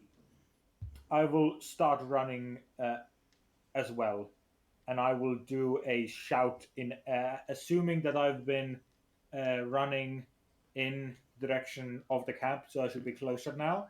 Do I'll you do at all turn around and see what's coming? do I think it's close enough that I can see it? But do I need to like stop or You can look less? over your shoulder if you want to. I will look over my Okay. shoulder. I just wanted to point out that you don't see any light getting closer to you. Just heavy footsteps running in your direction. Reuben's gonna maybe this is too much from him, and this is like his trauma going back to him. He is instantly assuming this thing is the troll, Okay. just making the wild guess that it is the troll, and does the same thing that he would do with the troll. So he's full on sprinting back to base, and will do a like a shout in Elven Mm-hmm. What do you that shout in we Elven? agreed with the cat to wake up teacher in the camp that Okay. he had set up beforehand. Uh, all right. You shout something, hoping in the distance the cat will hear it and do something to wake up your teacher. And as you arrive in camp, you see Aaron sitting there, like holding one hand on his cheek, like looking somewhat confused at the cat who probably scratched him in the face.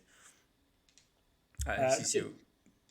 There's Yeah. Ruvens running like a sprinter running in camp. Just says, "Troll, troll, troll, troll, troll." He jumps up, grabs his bow and arrow, and like kicks over uh, the thing that he built around the campfire, so the fire starts, no, not the fire starts, but the light starts spreading in through the camp, and like hides behind a tree. I think understanding that this campsite is going to be where we fight, and Reuben fully like this might be his a maturity at play here that he's not actually, even though I'm not sure this is the troll. Reuben is certain this is the troll, so he instantly goes into gets a nice spot for an ambush, uh, and then tells Kitty to go big All right, and hide. Kitty enlarges. Do-do-do-do-do. Big kitty. And as you stand there, you see running into the camp one of these ogres that you have seen the night before. He runs into the camp, looks around, at which point Aaron will fire his first arrow at the ogre. As an ambush shot, the ogre doesn't Yeah. really see where the arrow is coming from. So let's see, this and this for a 30. That's a good hit.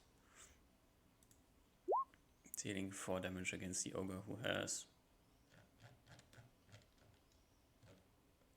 How much HP do ogres have? 4 plus 1 hit dice. Okay. I think I had an arrow knocked as well, but might have taken. I might have been Cat's command instead, so I'm fine with not getting a shot off. Right. If you say that I didn't have time for it. No, you had time. Like you came into camp and you were getting ready to ambush the creature. You just have to tell Kitty it's time to enlarge, and Kitty enlarges and gets ready. As the ogre, now getting shot into the back, like turns around and looks at guessing where the arrow comes from. And you can also get like 1 shot off before you roll into initiative. Any surprise back attack? Yes, you are still at +4. The ogre doesn't know where he's getting shot from. Does that hit then? Give me a second. A 12. Nope. Okay, sure. Oh wait, is this already any bonuses on this? Normal, just all my normal stuff. Oh, so it's +4. This is 16. So that hits. Cool. This is not within 30 feet? No. Just checking. Alright, so the ogre here has a tree in his hand, which he doesn't really have. Just for...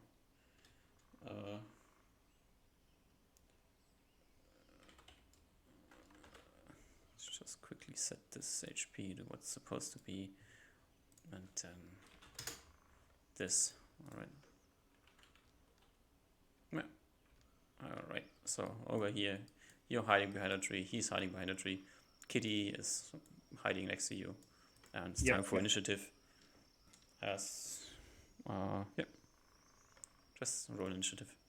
I'll change Kitty's HP then to double. Oh yeah. Or you can just +23 it, yeah.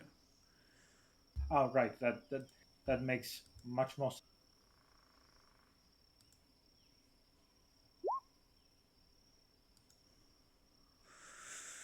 Large. +6, alright, that's the correct one. Oh, did I do it too? Oh, everything looks correct. Okay. Oh no, Kitty's twice. Oh no, wait. What did you roll for Kitty? 3 plus 3, like normal. Okay, I still have the bear in here, and Aaron's wrong, and Kitty was the 4 or 5? What? 4. Yeah, me and Kitty are correct here.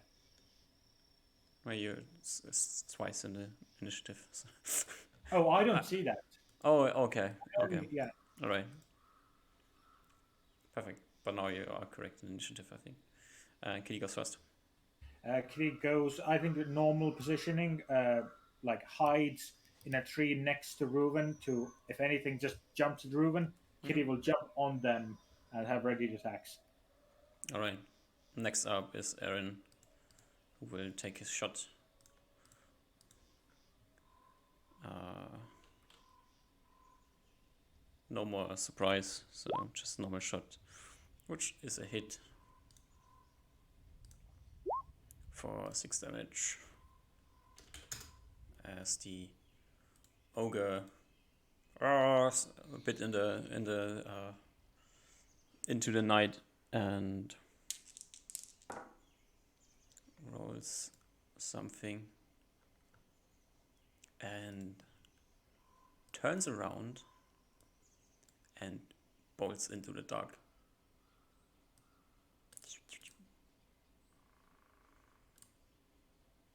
Do you want to chase? No, and even think I want to shout to the teacher that there might be a troll behind them. Reuben is very hearedly, like very much. You can hear in his voice that he's distressed and unsure of himself as he goes. There might still be troll behind them.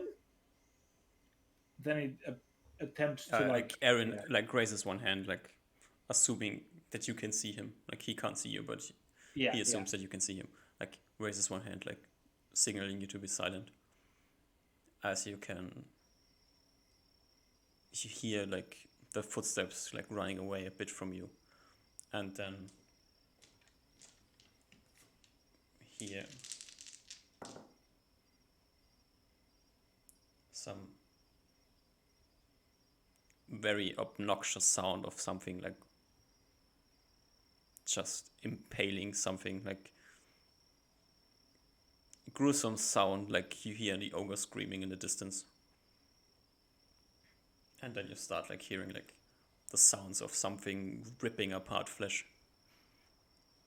Reuben will stealth again. You can look at Erin, who will like point into the direction of the sound. Can I get a distance of that sound? It's hard to say. 100 feet, 200 feet. Okay. I think Reuben will begin slightly stealthily, like 12 his fingers so the cat comes with him, and will go slightly like closer to teacher uh, to be within like talking distance, whispering distance of teacher. Hmm. And he will like silently whisper to you, I can see in the dark. This might be on you, but your guess might have been correct.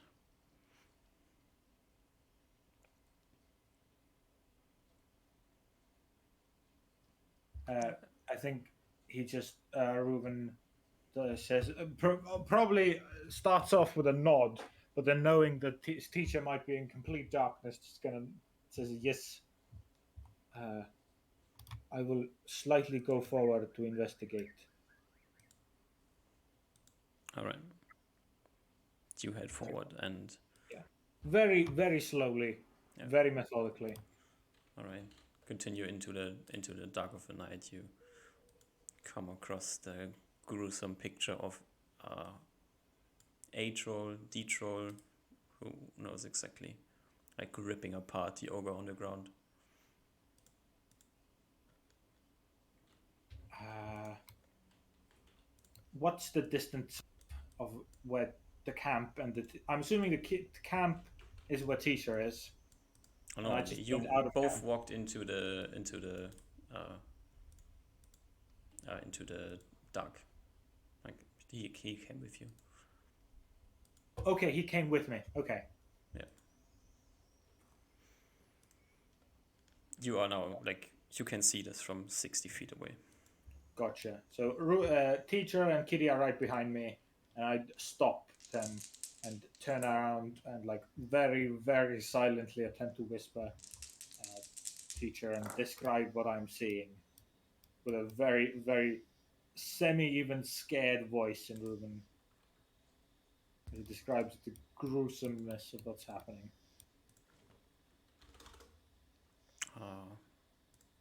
Aaron will like very silently whisper back to you. There's no better time than yet to take him out. Ruven nods, but then probably asks, "How will you attack if you can't see? Do I need to light something on fire?" I told you, this one might be on you. If it gets closer, I can probably see it, but if you don't have any way of creating fire or light in the distance, then it's gonna be hard. Should I attack from here so it comes to us?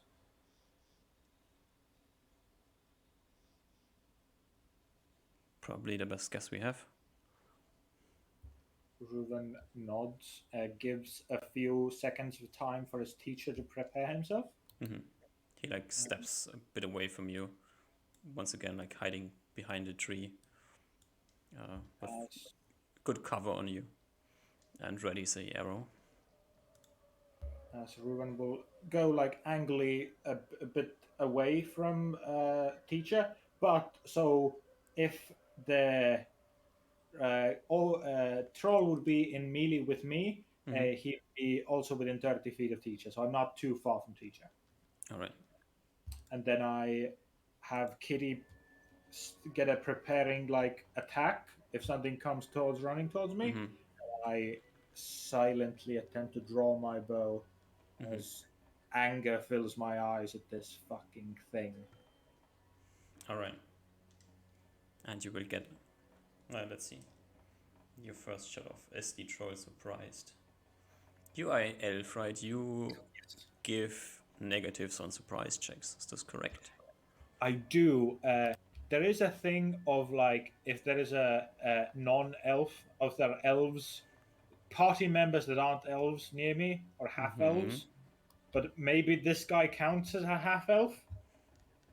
Something fancy is going on with this guy. Yes. Yeah. So if he does, if there's no like non-elves near me, with like 90 feet of me, then I tell me the check and what it does, and I will take into account what I need to take into account. Okay. Yeah. Give me just 1 minute. Erases. I will copy and paste the full ability. Just tell me how much the thing is. 90 feet -4 penalty to die roll. -4. Alright. Well, the troll rolled a 2, so he's surprised anyways, but good to know. So you get you get both of your attacks before the troll can react. Amazing. Just my normal bonus. So the first one is +4, and the second one as well. And you need to roll a 16 or higher. So that's a hit and a crit. Yes. Okay. So I'll roll the hit first. The 6 damage. And the crit is 2d6? Yes. That's very good roll. Good shots. As the troll like instantly like his head like after like getting shot, like he looks around for like 1 second, slightly confused, and the second shot hits him, and he instantly focuses in on you, sees you standing there in the dark. Like the troll has better vision than you in the night. As eyes connect troll eyes to elven eyes, Reuven does his absolute best to like squash down the fear he's currently feeling, and just yells in a angry roar at this guy. Just a mano y mano, trying to push away all fearing emotions that Reuven's currently feeling. Yeah. As you do this, like you hear the troll also screaming something at you. Like his troll is screaming as well. Okay, it's time to roll initiative. Yeah, elf to troll screaming. Yeah, elf and troll scream at each other. And wait, let me. I don't roll yet. What did you roll? 10. Oh, sorry, I'm ready. No, just keep your rolls fine. I just need to delete all the other rolls so they're not doubled. You rolled a 10. That's fine. Okay.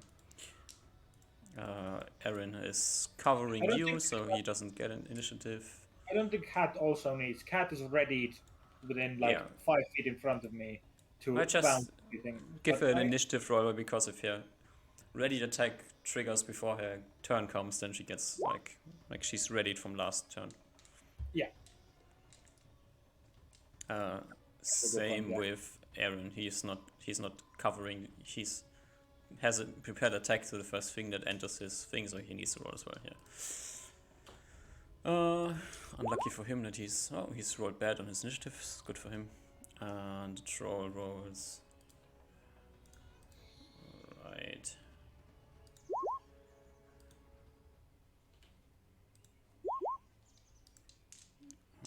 Okay. First goes Kitty. Prepares attacks. Prepares attacks. All right. Yeah. He's like, right. I'm assuming the sizes don't quite match up.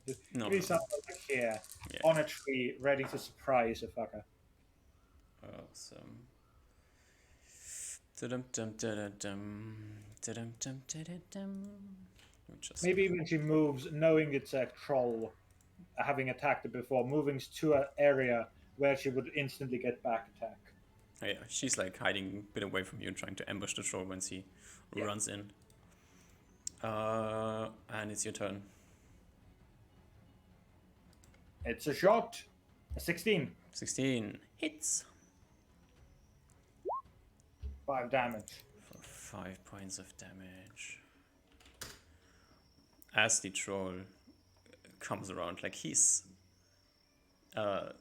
60 feet away from you, so he can see you in the distance and he will charge at you. Running straight at your face, trying to impale you with his tusks. Crossing into Aaron's territory as he like gets close to you and his first attack off. So, I'm assuming Cat's territory as well. Cat's territory as well, yeah. So the troll gets his bite off before the other actions come in. Like the bite and the other actions come at the Let's same do time. the time so we know. Yeah. So Tell me when I can roll for the cat. you can roll for the cat. I will roll for the troll. The troll rolls cat a all 17. What? Cat gets all 3 attacks as readied. Yeah. So bite probably misses, but the claw might crit. That is a crit and misses, yeah. And Aaron also shoots his ready first 6 shot. damage. 6 damage, alright. The troll rolled a 17 to hit you, so the troll hits you as well with his bite. Just barely hits me. Natural 17, so. Oh, natural 17. Yeah. Sorry. And Aaron also hits, so the troll probably goes down after he hits you. Is 17 not crit? No, natural 18, so no crit, no. Just 10 damage? No, this is troll damage, damage to the troll, and you will take. What's that roll? It's a d8 plus 4. Alright. Alright, come here. You take 11 damage as the troll like tries to bite your head off. Slightly misses your head, bites into your shoulder once again. Something with your shoulder, I don't know what it is. Is it the other shoulder or the same shoulder? It's probably the same shoulder as the. Ah, Like, you have one shoulder in front because you're shooting arrows, right? So your left shoulder probably is in front. It's always the left shoulder that gets bitten or impaled or something. Ruvens' yelling, rageful roar turns into a whimpering. Yeah. As the troll falls onto the ground, and Aaron like runs over there and pulls out one of his flasks of acid and dumps it on the troll, burning him. Yeah. Ruven probably throws down his bow and takes out both of his swords. Maybe only his magic sword, and just like keeps on just bah, bah, bah, bah, bah, Yeah. bah, bah, bah. Give me a perception check.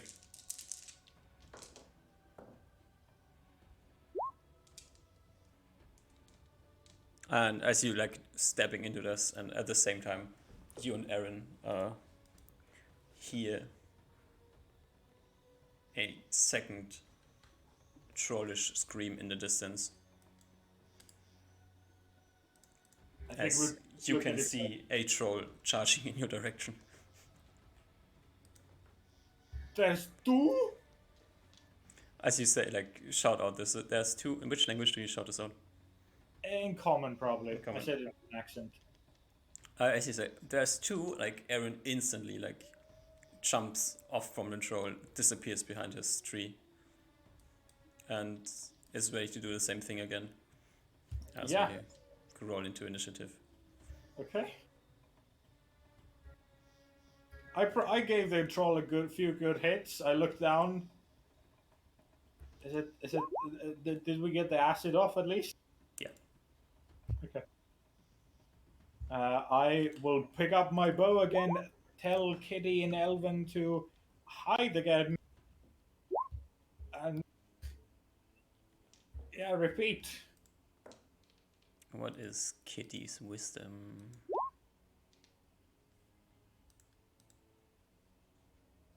Ooh. Let me look. Wisdom 8.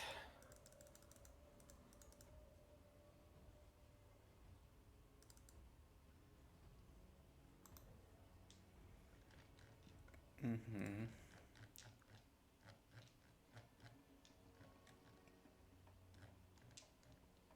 I need to look something up.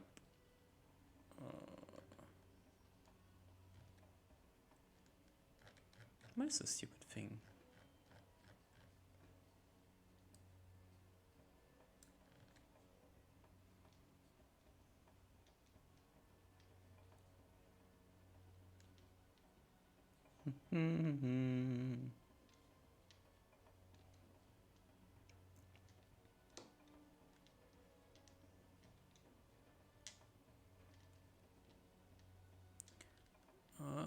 Okay. Alright. Did you roll Kitty's initiative? I did. Okay, can you reduce it by 2? Oh, I. That didn't work. Uh, Just put a 9 in. Yeah. yeah. That was stupid of me. Alright. Yeah, Aaron like readies his attacks. And Kitty does something. You don't really know what Kitty's doing. And the troll charges in your direction. Charging right up to your face. I think we're going at the same time, right? Troll. You go at the same time. Right. Does that mean I get the minuses to its AC? Yeah, true. The troll is charging, right? Well.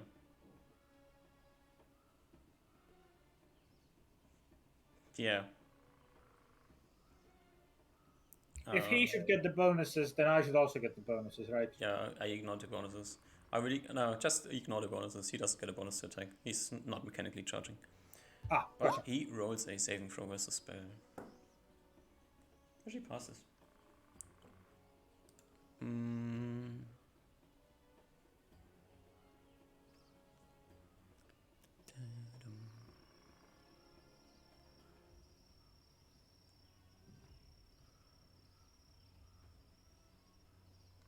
Okay.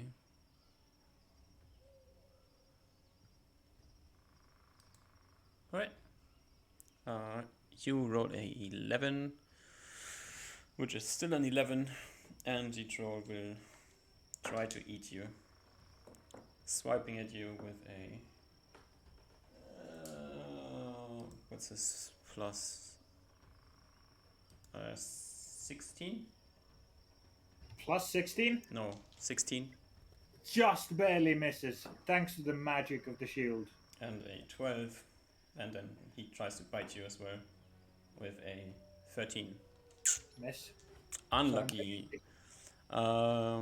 You missed your shot, and it's the same time Aaron's shot goes off. Aaron is point blanking this guy, so keep this in mind. He is hidden from the troll, so the troll doesn't see where this is coming from. No, he gets a flank. The troll is not surprised at getting shot, but he hits nonetheless for 7 damage. And second attacks go off. Aaron is before you, so his second and third attack go off. This and this, which is a hit and a crit because he's cool The guy like this. literally cannot miss unless he critical fails. Yeah. For 7 and wow, this is disappointing. 9 damage, 16, and your second attack goes off. 23 That's a hit. in melee, so 6 damage. The troll completely ignores the fact that he's just been shot 5 times in this round. Almost fell over something. He does not give a single fuck. And it's time to roll initiative again.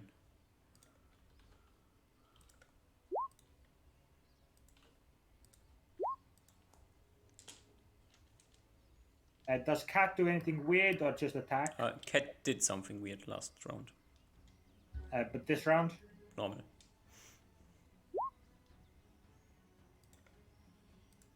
Right, Kitty goes first. Let's go, Kitty. Kitty goes and gets some back attack on this. Maybe even some hitting stuff. First is bite. Is that a crit bite? No, that's a hit. Okay. And okay. 3. I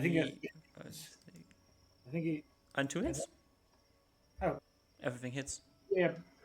Everything hits. Mm-hmm. Yeah.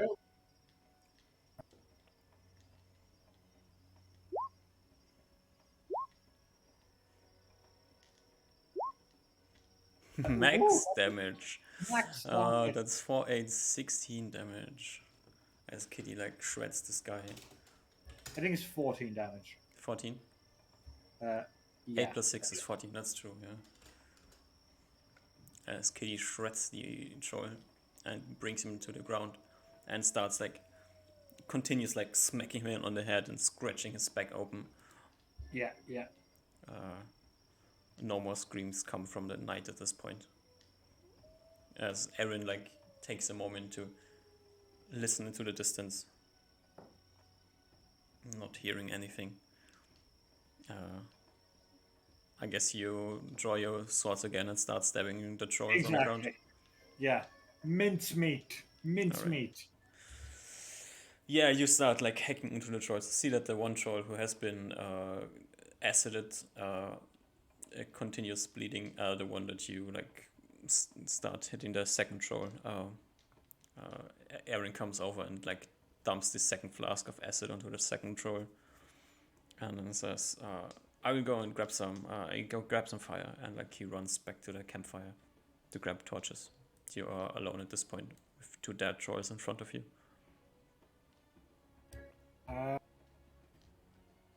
Reuven will.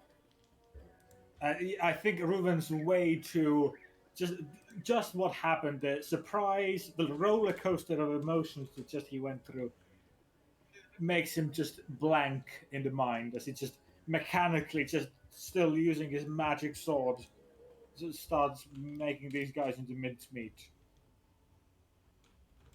All right, you continue like stabbing that trolls on the ground. Kitty like also like keeps on scratching and biting the trolls on the ground.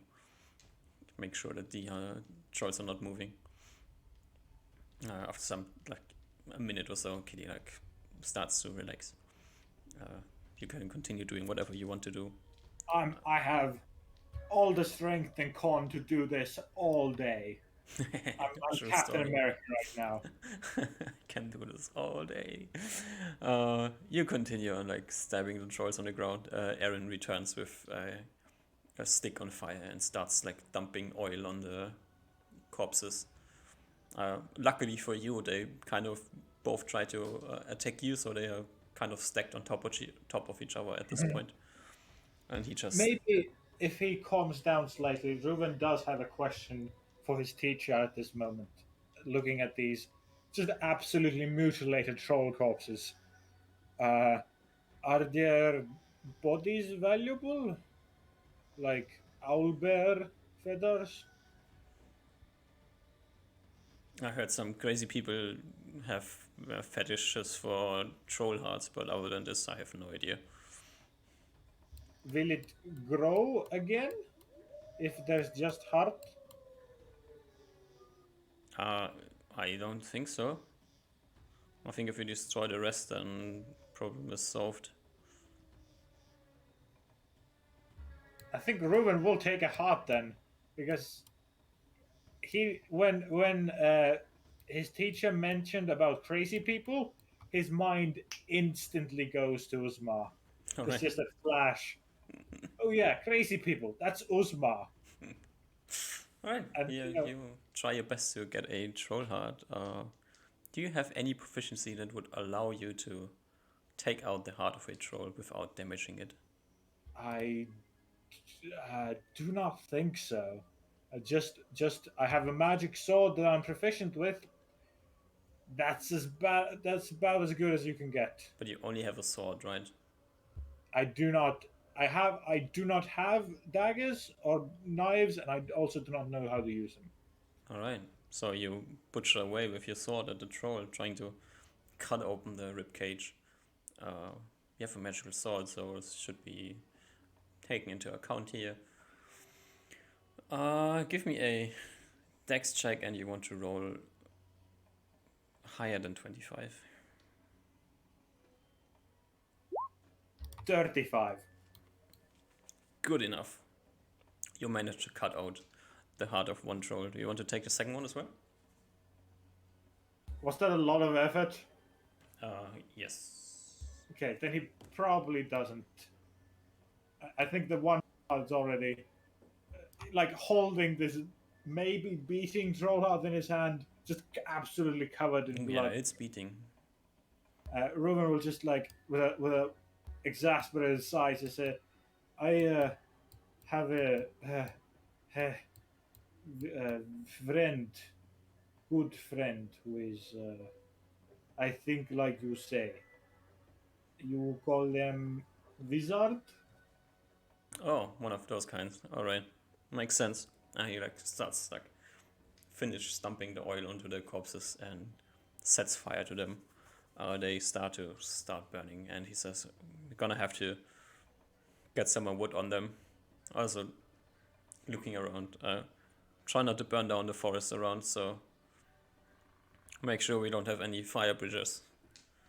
So he, like points to the ground, and you understand what he means. Like you don't want to have the fire like creeping up to the next tree or something. So Yeah.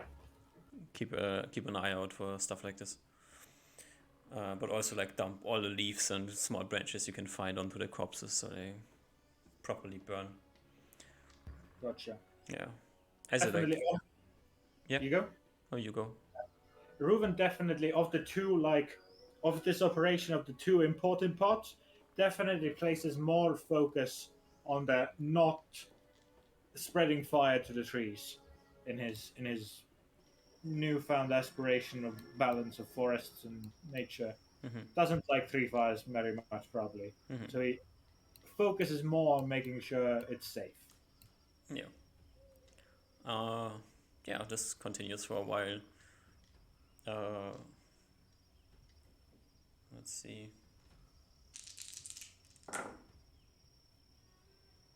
Nope.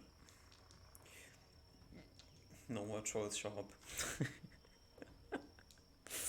uh, you continue doing this for a while. You notice that the troll heart that you have after 10-15 minutes, the troll heart stops beating. And I you have can, yeah. I have an empty coin pouch that I probably used. I've used a coin. One Mm-hmm. of my 50 GP coin bags that is already empty. Uh-huh. So I just use that as a troll heart bag now. All right. It's gonna be a tight fit. Yeah, I might like, yeah, and then put it back into like a good solid part of my backpack. All right. Uh, so you see as like Aaron continues for good 30, 45 minutes to burn the corpses of the trolls to make sure that they are thoroughly roasted.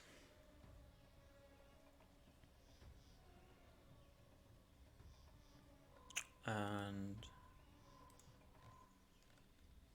after doing this for a while, he like sits back down on the ground, watches the corpses glimmer 10 feet away from him, occasionally throws like a small branch onto them.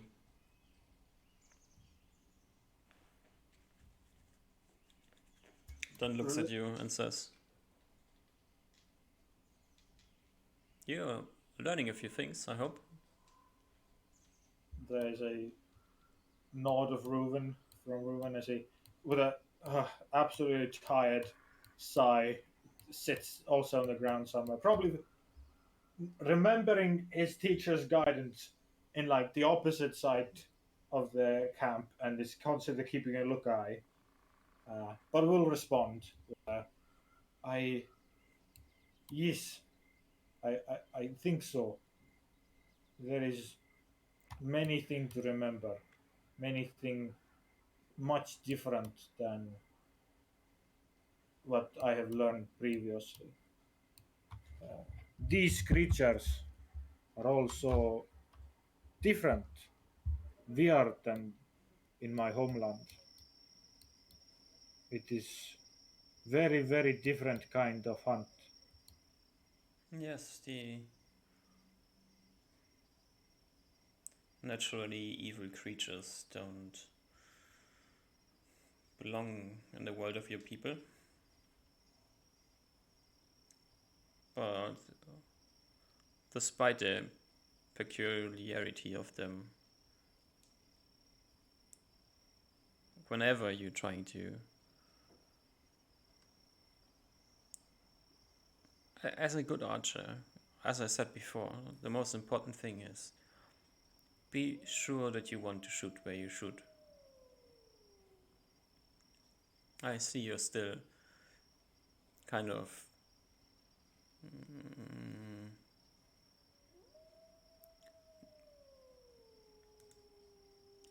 sometimes to be faster you have to go slower. Does this make sense to you? As Reuven's eyebrows slightly knit together as he frowns at this and places more attention on the current situation and what his teacher just said, looks down and thinks to himself, I maybe I is it that I should not be rash and make decisions calmly? This is less about, I mean, maybe it is about decisions, but this is a question of technique. If you grab a arrow from your quiver and shoot it, how many movements do you make?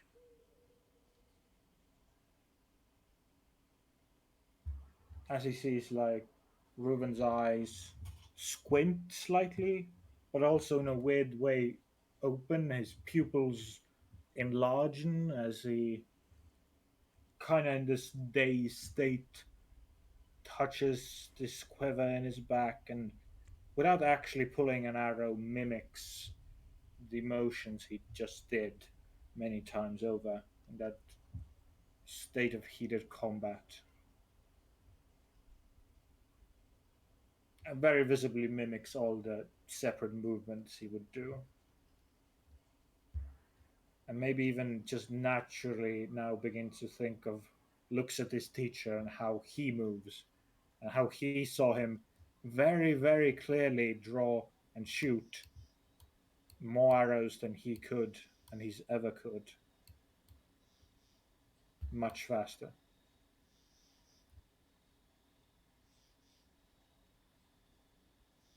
as there is a light of slight understanding in Reuben's eyes. He like slowly nods and says, "You are natural at this, and I think that made you sloppy over time."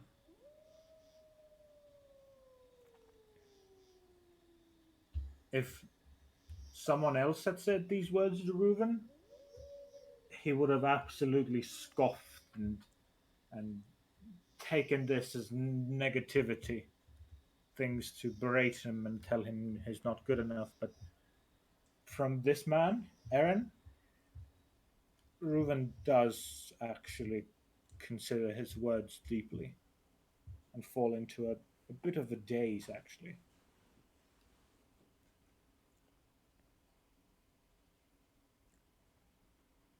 In order to be fast at doing a complex motion as drawing and shooting an arrow, every single step must be solid.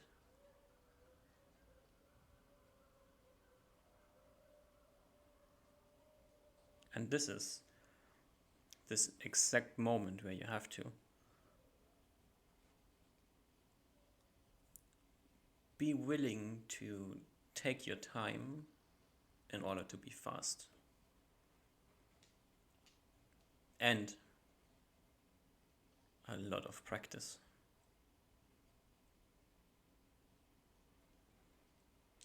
Roll me a int and a wisdom check.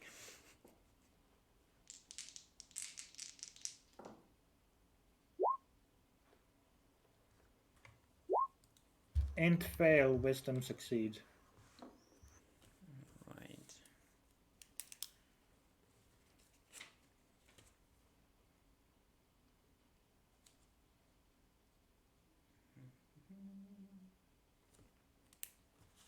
What?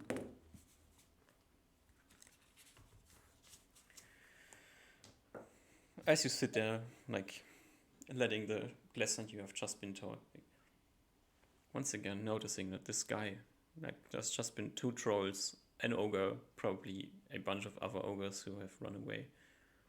And he's just sitting there on the ground, grilling trolls in front of you and lecturing you about your shooting technique. Just let it sink in for a moment.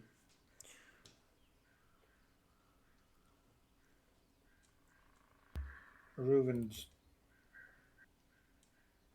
confidence in himself, maybe wavers is a bad word, but there's definitely a shift in his understanding, definitely of humans at this point. As looking at this man very clearly, just stone cold, not care of the horrific creatures we just fought, and not be in a state of excitement or anything, in a state of any flux, and just take it coldly like it was a usual day in the woods.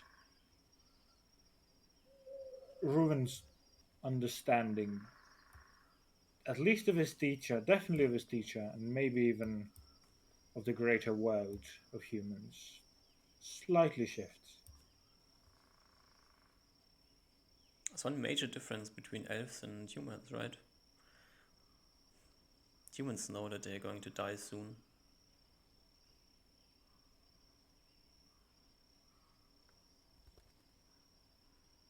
Yeah.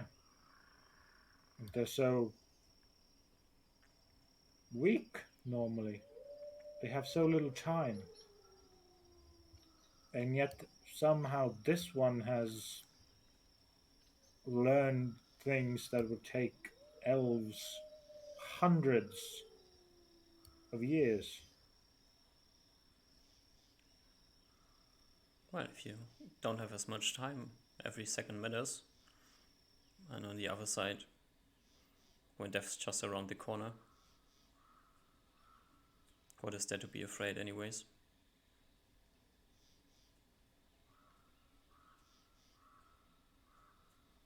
as these thoughts flow through Reuven's mind, there is a mini explosion of holy shit, humans humans are something, huh?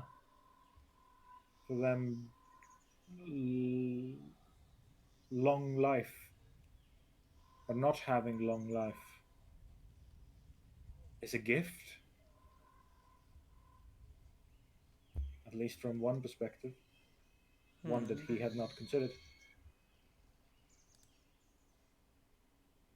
I will believe these thoughts and myriad of explosions and things in his mind have very much taken Reuven out of it at the moment, and he is just spacing out.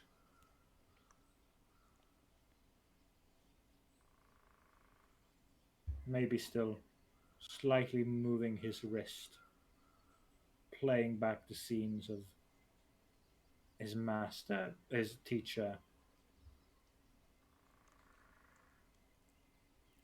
moving his arrows. Yeah.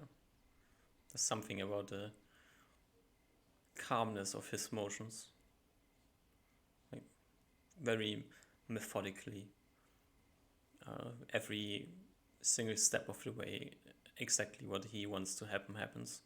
And then you think about, like, for you, sometimes you draw an arrow and you don't have the grip perfectly on the arrow, or like you slightly miss the sinew and have to reposition it. It's all like this only costs you a few seconds every time, but it still costs you a few seconds every time, right?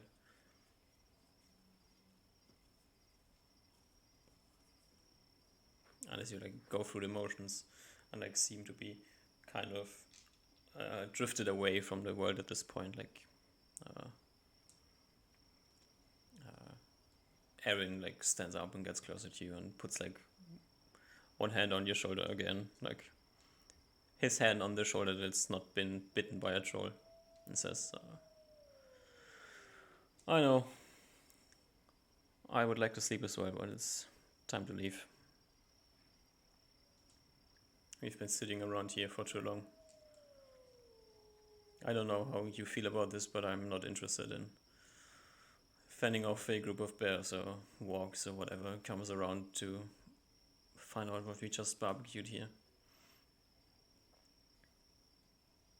Our camp is compromised as well, so we'll have to break and head somewhere deeper. Maybe you can pick up the tracks and we can at least follow them for an hour or so before we try to camp again." As probably after 1 minute of those words from his teacher, Reuben takes a big breath in and flutters his eyes, and with a stomp, raises his body up from the ground again, and does a very solemn nod and head bow at Erin's direction. Just says, "Yes, teacher, You at see, once." you see him smile and like slightly chuckle at the word. Yeah, as that is the first time Reuben said the word, and will start probably running back to the camp, picking up all our stuff, and Hmm? starting running. Yeah, All right. You grab your stuff and you try your best to pick up the track again. Give me a d20. Don't roll a 1. No, don't roll a 20. That's fine. So you can pick up the track again and follow it for a while. An hour, maybe like 2 hours. You kind of hard to keep track. gotcha. I maybe ask on the travel, uh, just asking, Kitty can only go big next in a day. Yes.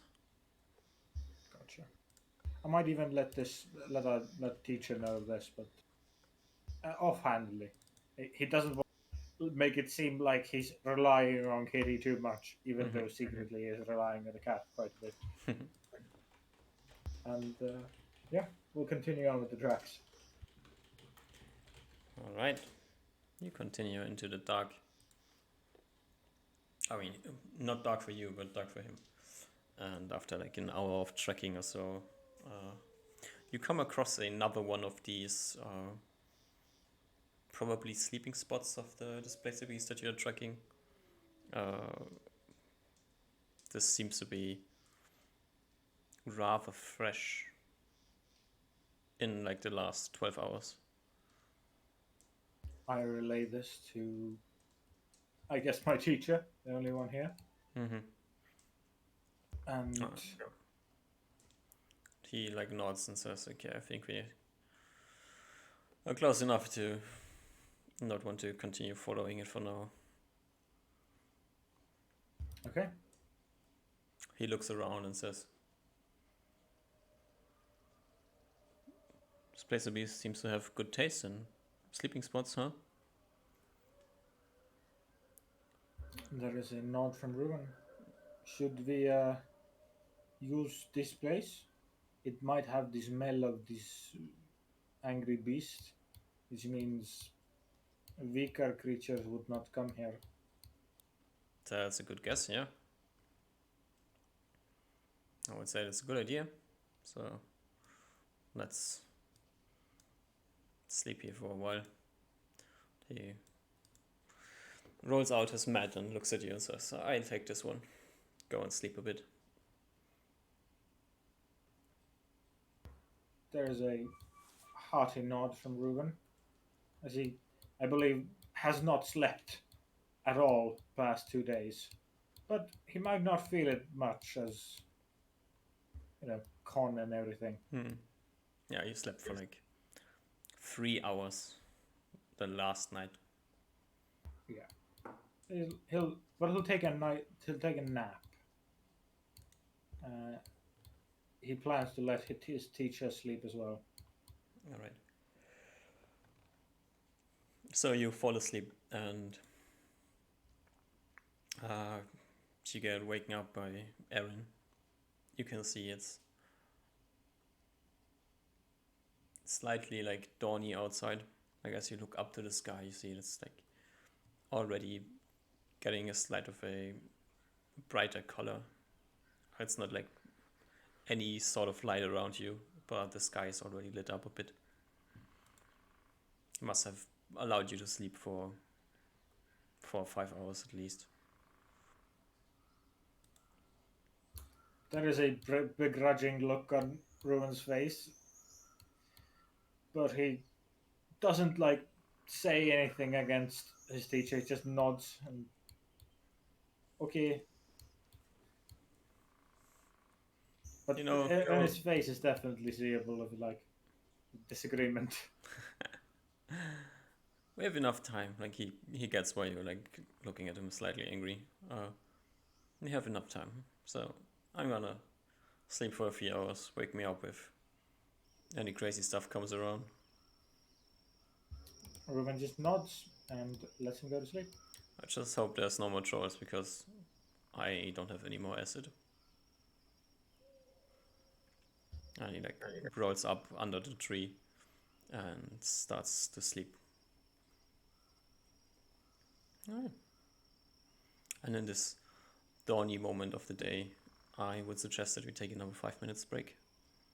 That sounds absolutely amazing. Alrighty, then be right back.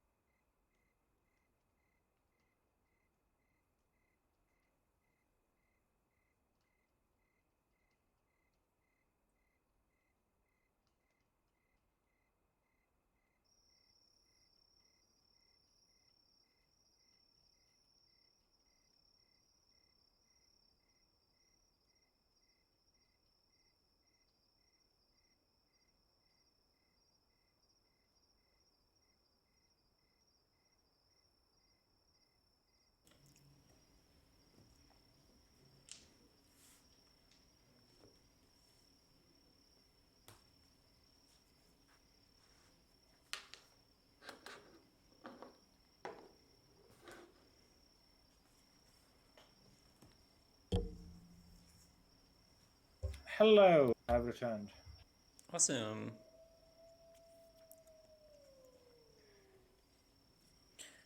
All right. You ready to continue? I believe we are. I got myself some food, and I can snack on that. Nice. So, where did we are sleeping? Or at least teacher is sleeping, and Teacher's Reuben is sleeping. keeping guard. Well, what is going on here? Uh, Oh, I'm on a map. Oh, okay. All right. So here we are. It's starting to dawn. Teacher's just gone to sleep. And you're there to keep a lookout, see if something is running around in the forest trying to eat you. What is like your what are you thinking, doing at the moment? How you're spending these few hours? There is still a rapid roller coaster of emotions that he just went through, but he did get a nice sleep at least in, feeling probably quite refreshed now. Uh, while also the final words of his teacher before going to sleep said of not having any acid or oil left is a tinge of worry goes through Reuven at that point, though, as he thinks to himself, what the hell is he gonna do if there's trolls about now? So Hmm. he's a bit restless about that. But mm, aside from that, he's mostly just waking up, keeping watch as normal. All right. So give me a perception check and a totally unimportant d20.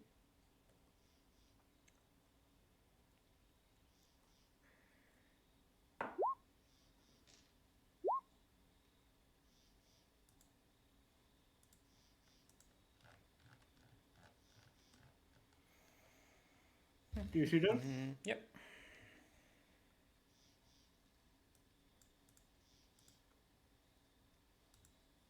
All right.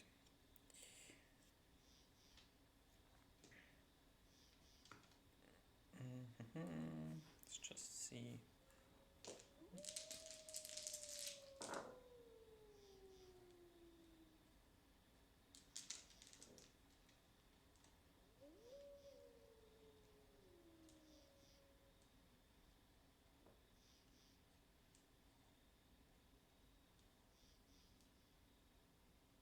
All right. So as you're like sitting around in your camp, like walking around, um, you see, like as it's getting like light outside, you see like 150, 200 feet away or so, a group of wargs. These large, weird-shaped wolf-like creatures. Uh, 6 of them Oh dear. sniffing Do they? around on the ground. One of them is sniffing around off the ground. 2 of them are like keeping looking around a bit as they. The one that's sniffing on the ground like stops and looks around, and then they kind of howl to each other or whatever wolves do to communicate with each other, and then you see them turn around and kind of slightly run away.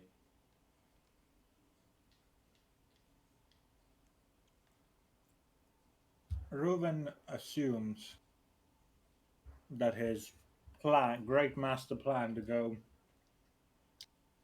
and sleep in the area where it smells like this replacer piece uh, came to fruition here and helped with that.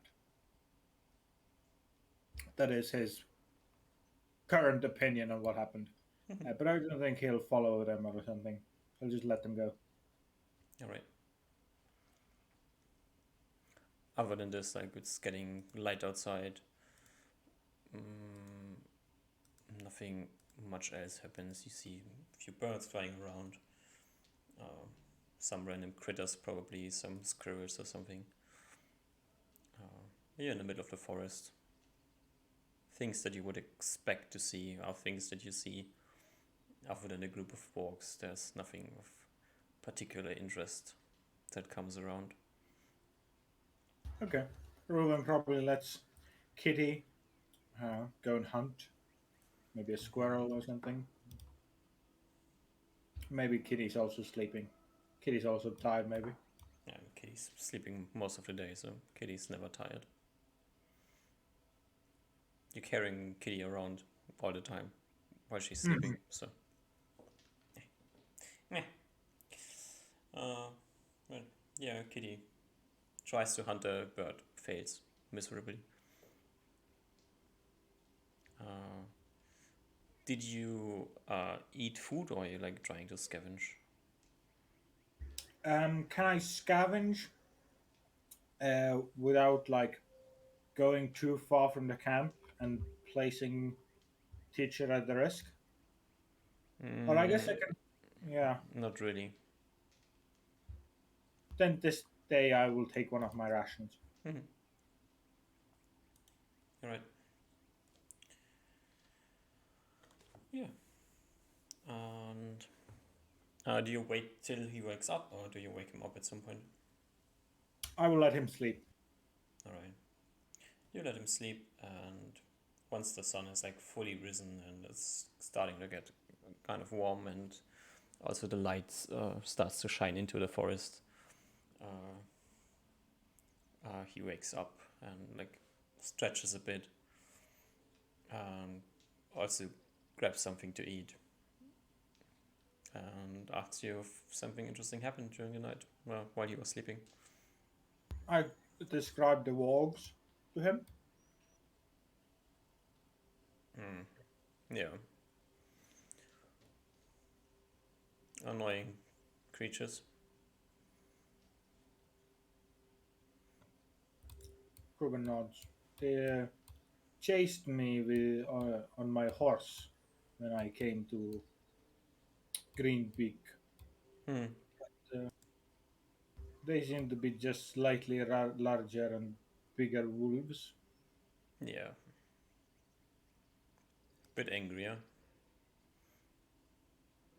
bit smarter.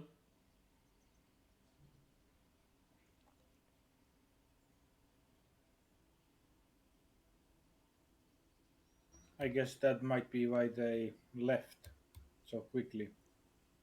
If they smelled the displacer beast and his. Well, possibly. I don't think they are too well equipped to deal with displacer beasts. And any displacer beast would hunt them down. Guess they learned a lesson already. Huh. Well, the biggest, meanest predator in this forest is supposed to be us, so prepare to be big and mean. And let's try to get this beast. And remember, focus on your movements. Grab, draw, attach, pull, shoot. Okay? It's not draw, pull, shoot. There's 3 steps in between.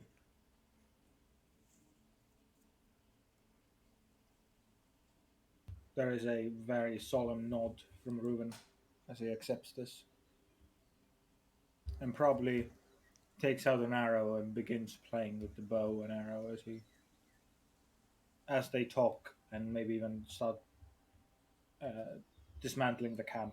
Hmm. He'll start and attempt to like relearn essentially the basics he has and and remember all the basic steps he he has in his brain. He just might not use them in a clever way. Yeah. So the real trip to mastery begins when you understand that the fundamentals are where the interesting things happen.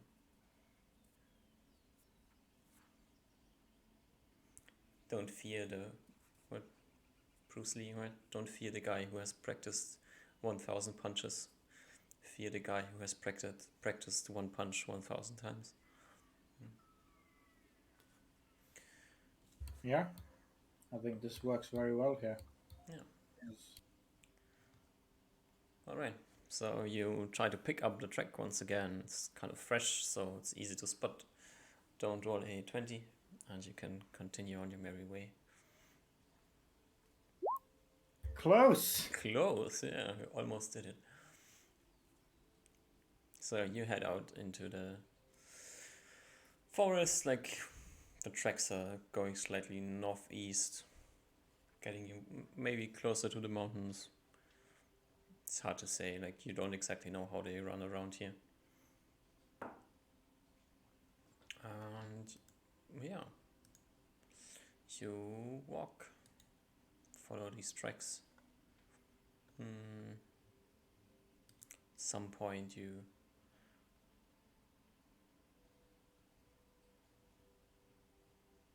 no, they're sleeping. Yeah, you continue and you continue until you see, like, not too far away from you, a corpse of a wolf, A big wolf or normal sized wolf? a normal sized wolf.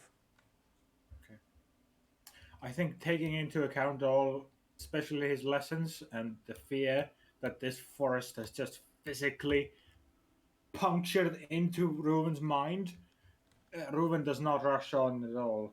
He first starts making a perimeter, fearing this is a trap or an ambush. Okay. An ambush from what? A smart creature using bait. So Mm-hmm. it could be displacer beasts, but I guess different kinds of goblin-like creatures that are hobgoblin-like creatures that live in these woods as well, like the ogres or different like almost humanoid things that Reuven is not sure how smart they are, but currently the base conjecture would be they're smart enough to lay an ambush. Okay. Yeah. You point this out to Aaron. Yeah, and probably somewhat tell him of my fears, and then I begin to do a circle. All right. You circle around a bit, trying to find out if there's something else going on or what the fuck's happening. And you don't see anything. You see Aaron, like, his bow drawn, like, sneakily approaching the wolf corpse. I'll be at his back, making sure nothing can ambush him. All right. So you get Counter close, ambush. counter ambush. You get close to him. And you see as he, like, moves the corpse around a bit, like studies the wounds on the corpse. And then turns around to you and says, "We're getting close." You see this? And, like, he points to the somewhat, like, very weird shape of wound on one of the legs of the wolf.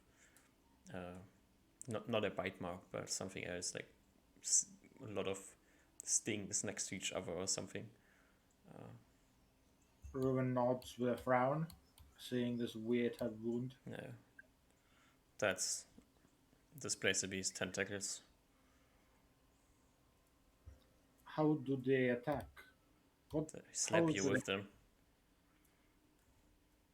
Ah, most of the like time. I heard about displace the beasts sometimes, like biting and scratching as well, but they usually don't. They avoid getting too close, so you can't really know where they are.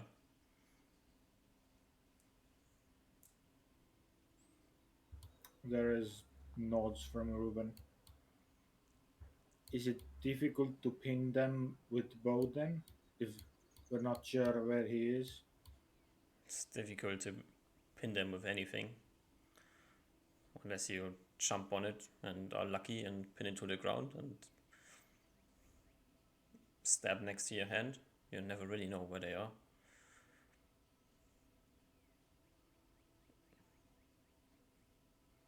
Unless you're like a really powerful wizard. I heard some of them have abilities that allow them to see through the trickery of these creatures.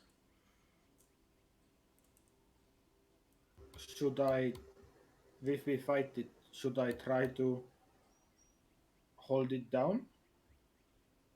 No, try your best not to get killed and rely on your instincts. They still move as they still have to move, and the movement is still predictable. Just have to shoot slightly off. Reuven does his best to like deeply understand his teacher's words, and though he's not very confident in fulfilling them and using them, but he will try his best. I nod. With Do Displace the we know? Beast, there's always this element of luck, sadly. Even if you trap them, still hard to tell where exactly they are.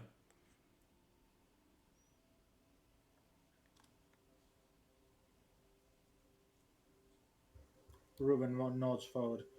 He'll even crouch to the wolf and like touch the bloodied areas Hmm. and see how warm the corpse is. Oh, the corpse is kind of fresh. Hmm. It's not stiff yet.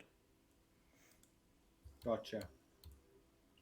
I know that my teacher and set off. He will like stop you before you start walking away. Says, our best chance is catching it as a surprise. So from here on out, no more talking. And as he like grabs, he has his bow in his hand. I'm gonna do this really sneaky, okay? You lead the way. Deep breath in from Reuben as he just does a big nod at his teacher and then lets the breath out. And with small steps that gradually begin to meld into the trees and forest itself, and he tries to obscure himself and his aura and his being in the trees the best he can and concentrate on that and make sure.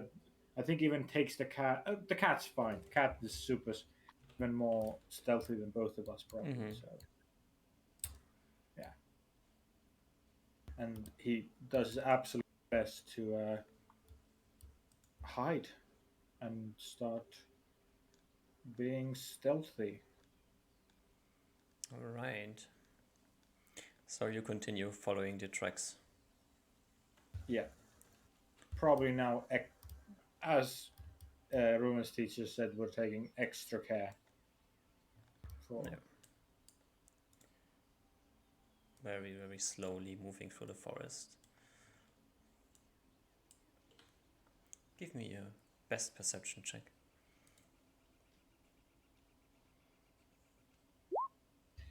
That is not my best. I'm super, super focused on just being quiet. All right, you're super focused on being quiet. Also, you're tracking this creature, right? So you have to keep looking at the tracks. And Yeah. So I don't really have even time to look out. yeah, so you look at this and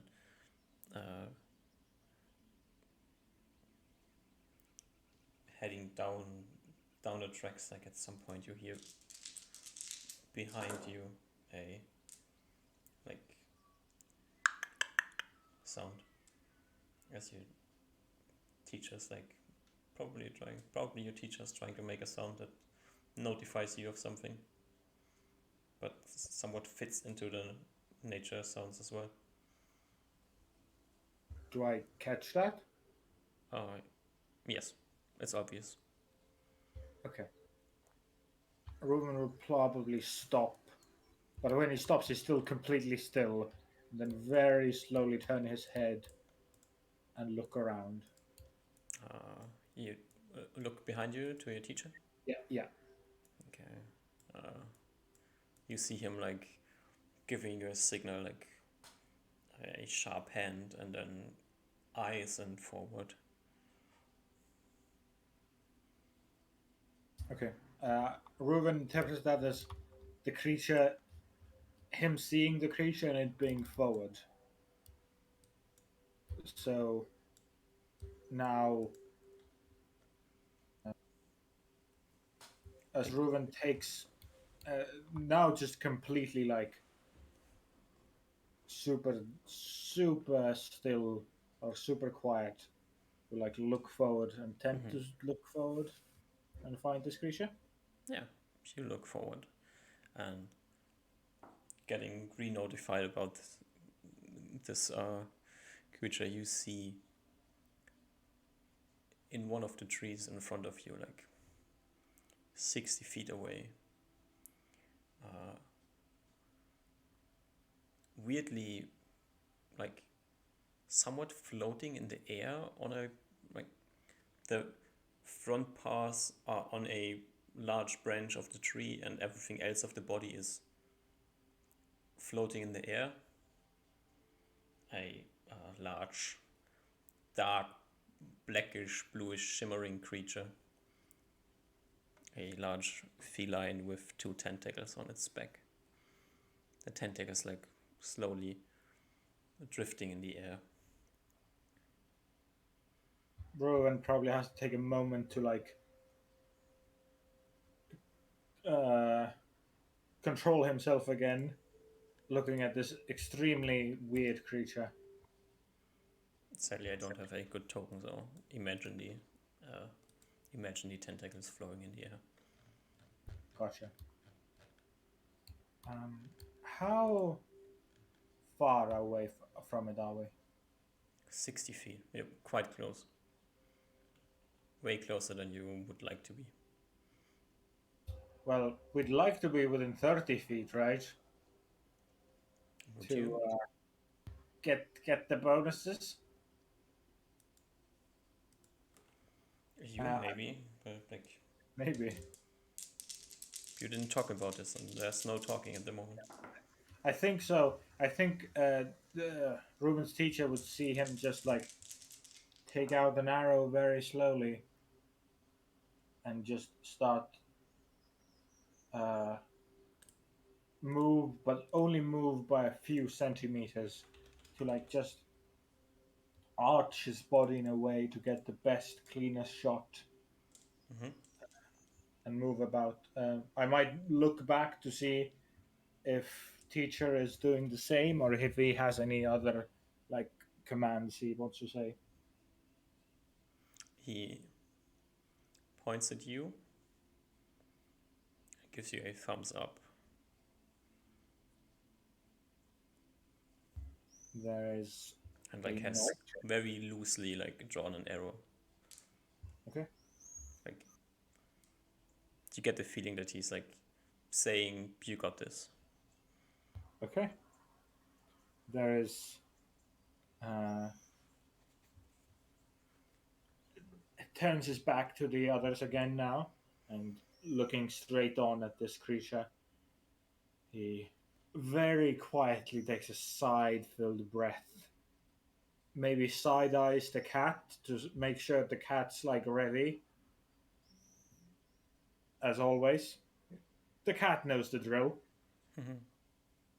Get in a position for back attack. And once I make sure with my eyes the cat is okay, I turn my attention back, fully focused on this creature. Mm-hmm. The And creature has like you guess it has its back turned to you. great.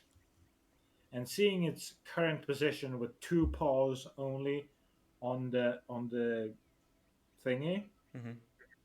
he assumes that this is the very illusion or whatever is he's been multiple times warned about, that this is not its actual body and it's not really there, Mm-hmm. but it has to be close.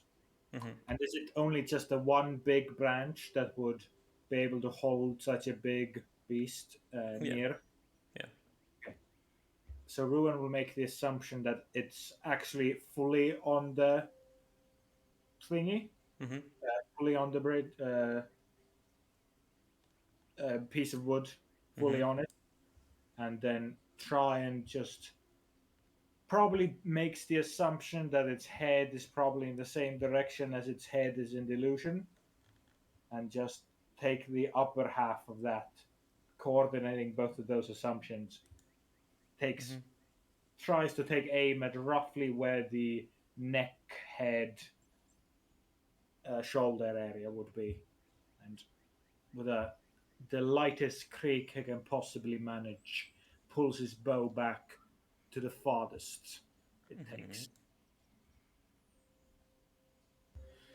And with the final sigh, he readies his posture, squints his eyes, elven eyes at this creature, and at the same time he releases his breath, lets go of the arrow.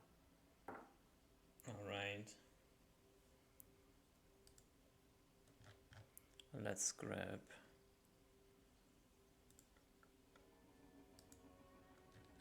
weird battle music. It's a good idea. This is a weird find. Let's say this place a beast. It's not where you think it is. And you try your best to guess where it is at. And you have surprise on the creature, so you get the first two shots off before it will react. All right. I'll just roll a d20 for the first one for dramatic effect. Mm-hmm. Or just roll normal attacks, please. This is not 5th edition. Please roll normal attacks. This is a 12, A 12. plus any bonuses for back attack, surprise, all that. I don't know those. Mm-hmm. And I'll just do another shot immediately after. Yes. That's much better. So The 12 plus second back one attack, hits. 20 on. The second one hits. Yes. 4 points of damage. As the creature, startled by getting hit by an arrow, turns around. Like, it clearly got hit from the back and turns around, sees in a distance, and readies to jump off the tree. And reroll into initiative. They are large.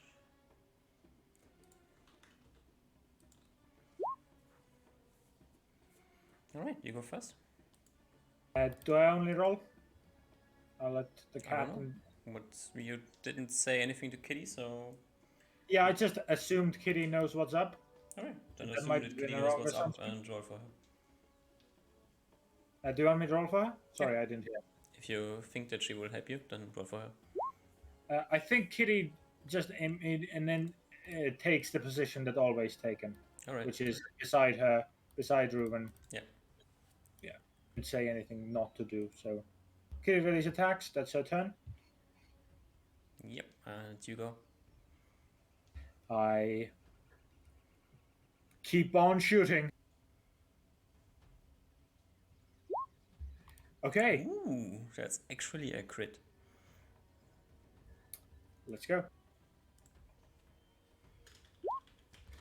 That's not bad damage. The creature is like at half its health as it jumps off the tree and sprints into your direction. Displacer beasts are kind of quick, and that like easily makes the 60 feet to get close to you and will start smacking you with its tentacles.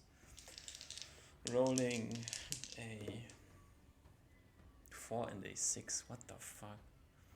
Why? The Why would dice. you do this? Yeah. Why?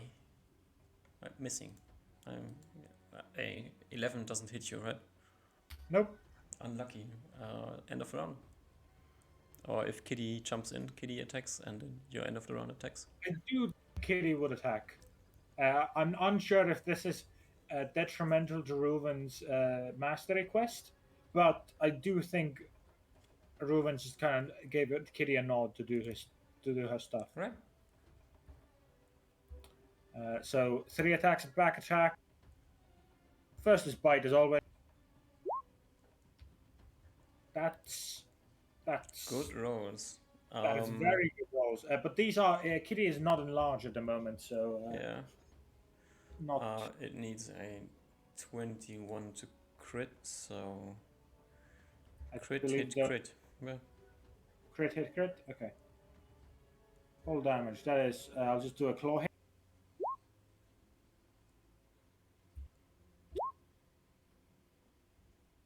Claw crit. Altogether, It's that's 9 nine hits damage. of damage. Alright. As your second attack comes. 25. I don't think that's a crit, It's a hit. but I do get my +2 now.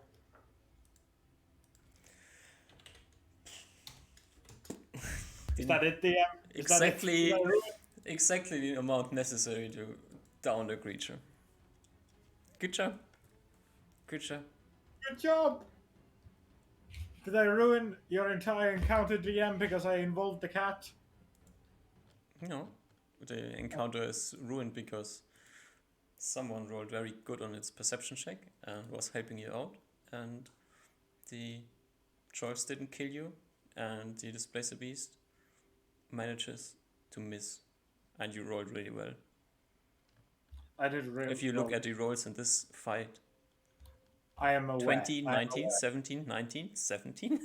I am aware of my roles. Yeah. Fuck. Yeah. So, Old dog Reuven. It's just all the other party members constantly taking his luck away. Otherwise, this would always be the roles. yeah, It's the other's fault. yeah, definitely.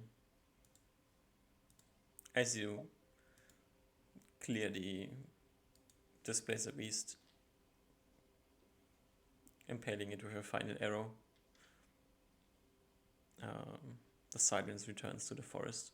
Although it was kind of silent, the whole fight was a slight screech from the creature, and then the pounce was kind of silent, and the sound of a few arrows, and that's it. Chew, You chew, hear chew. Yeah, from behind you, you Aaron slow clapping you. there is a bit of sweat in Reuben's eyes and head as he looks back. Excellent shots. Excellent shots.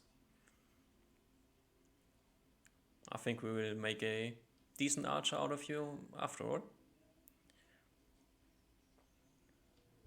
For the first time in what seems like a month now, Reuven lets go a genuine smile on his face.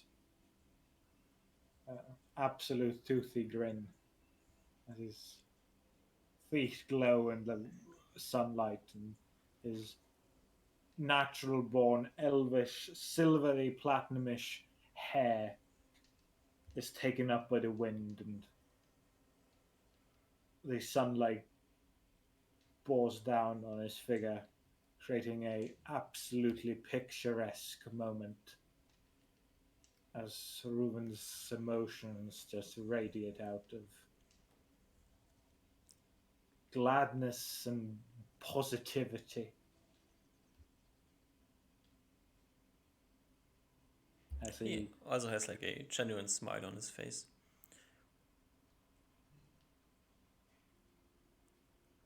And then pulls out his dagger and says, "Well, we don't want this one to go to waste." As he like steps up to the displacer beast and starts removing its hide. yeah. The one Reuben will thing like he like small talks a bit, and then like he one thing that's like very brilliant about hunting with arrows is that you don't ruin the hides of the creatures as much. A small hole, easy to fix. A large slash, you need someone who's very good to solve this problem. And with these creatures, all the wizards want to have them. really. Hmm. Can I take this one with me? He looks you dead in the eye and says, "You can have half of it. I need to live from something as well, okay?" Uh, But Reuben just does a nod, is like, I will. How much is this monies in human? Um,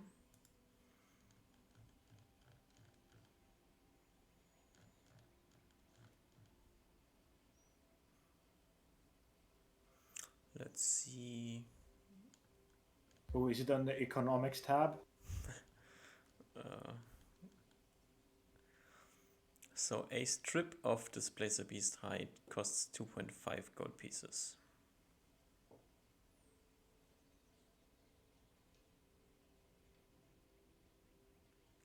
Okay.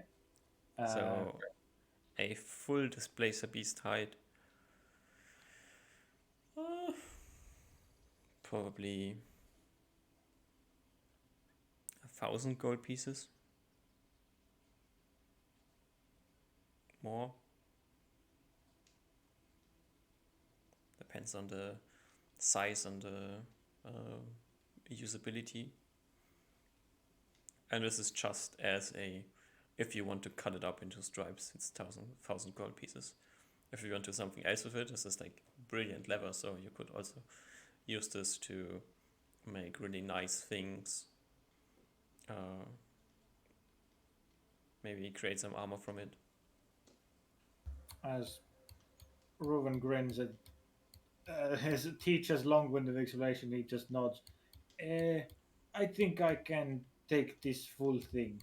I and give you money. How much money are you dragging around? Uh, and he like looks back at his bags. Well, I right now I don't have thousand. Like, starts taking off just bags upon bags of gold, glittering gold. I have this is 50, no more 50, and this also has almost half of 50. Uh, I know my well friend has more in Clan Tarega, I think, and Clan and with him. So I will get get more.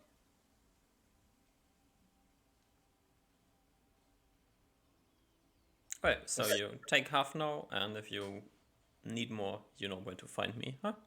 What about this? And if I need the money in between, I will be selling it, but I what if we can have it full and not break it?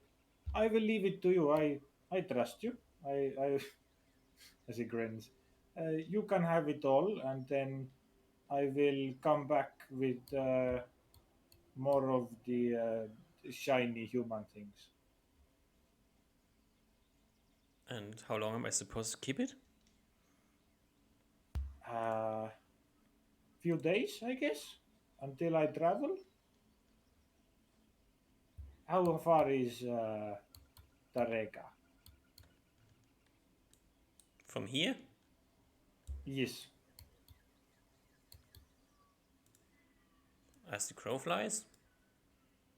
Uh, I don't think I can fly. A normal travel? Yes. If you take the roads, like 11 days? 12 days? If you want to go with the caravans, 2 weeks, bit more if you're unlucky. Ah, that is quite long. Does this hide require time? Does it? Oh, I can cure it. Okay. Just asking, how long do I have to keep it before I can sell it and assume that you don't need it or got eaten by trolls, as this seems to be problems you run into. Probably in this light-hearted moment, Ruben just slightly laugh at that. I guess 2 weeks there, 2 weeks back. About.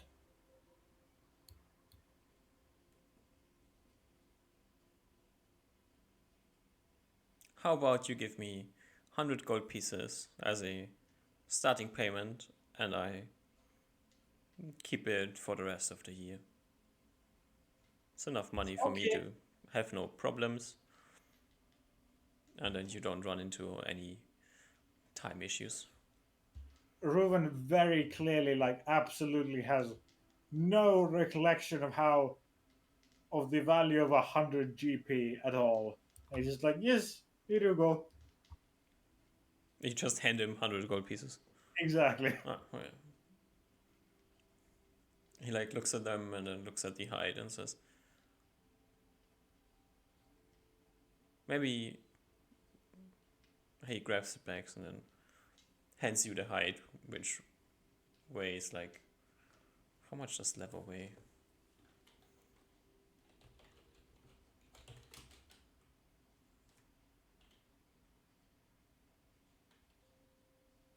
Uh, No idea. ooh, that's actually a good question. Does it weigh more or less if it's cured? If it's cured, it weighs less. But now, right now, it's fresh. So, Yeah. uh, That, oh, footage, skin.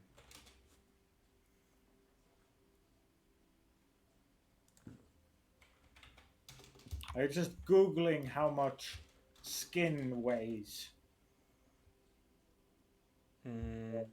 Are there actual charts for this in I'm the looking at random stuff and see if anything makes sense.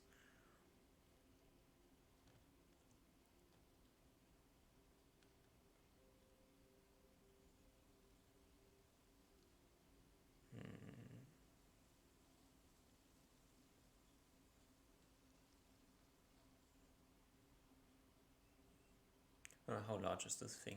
This thing is like 11 feet long. Um,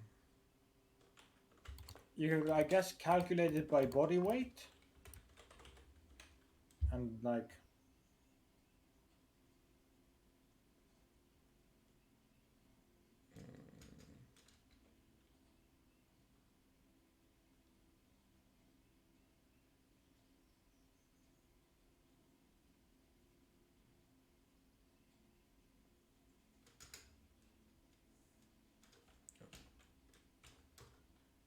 no, 11 times pi times 2.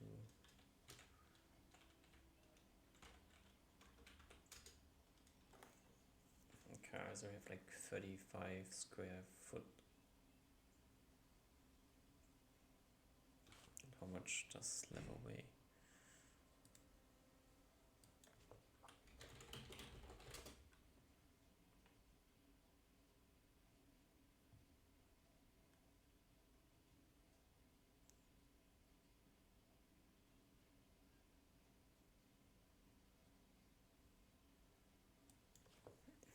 Okay, let's go with skin. uh,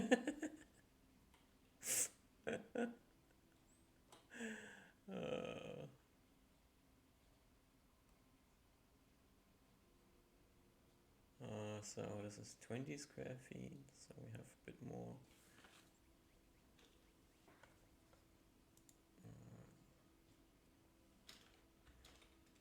By 20 times.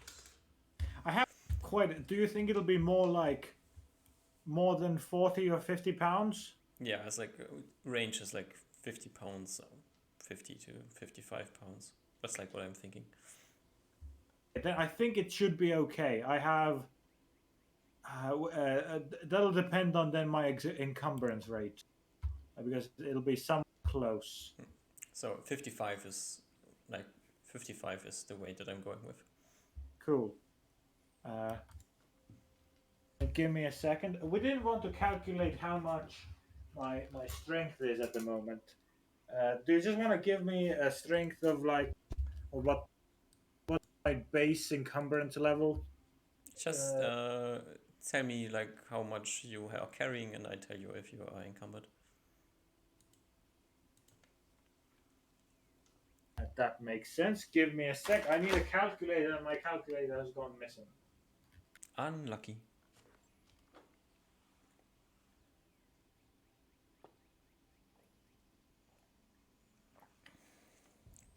Fuck it. I'll just use my phone. That has a calculator. That's true.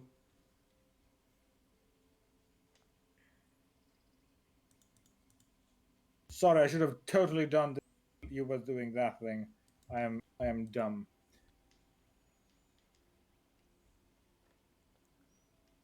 Okay, I had extra stuff weighing.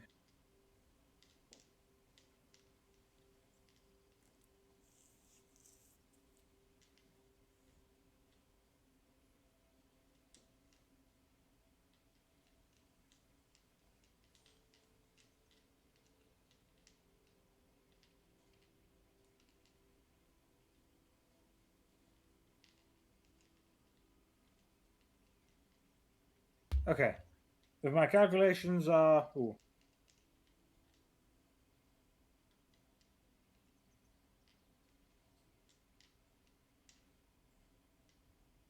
And it weighed. How much do you think the troll heart weighs? Ooh, the troll heart is 5 pounds, just to be safe. And the height was 55. Yeah. It should be somewhere around 137.3. Yeah, you're fine. Okay. Yeah, he just sees Reuven take this massive block or massive uh, bundled up together of hide and just put it on his back, no sweat. Hmm. And your backpack is sweating. In the bottom of my backpack, there's a blood-filled heart, and at the top is a blood-filled hide. So it's just absolutely getting on all sides. It's all getting wet with blood. Yeah. Also, a 55 pound like dangling from your backpack is quite a lot of weight, so Yeah, backpack's kind of unhappy with this. I have to switch to backpack. So as you like hoist the displace the beast hide onto your back, he gives you like an appreciating nod and says, unless you want to go visit some giants, I would suggest we head back to Green Peak. Reuven, though looking relieved, looks quite tired now as well, and it's like, yes, I would like some rest and relaxation, as you humans say. All right. But let's head back. So you are like halfway into the day. Getting back to Green Peak will take you at least the rest of the day, probably a bit more. I think we're fine traveling at night. You are. Is Aaron though? Oh, does Evan want to rest in the? Yeah, he doesn't really want to rest in the night, so he will be balls to the walls and just get some torch going and follow you in the night with light out. Gotcha.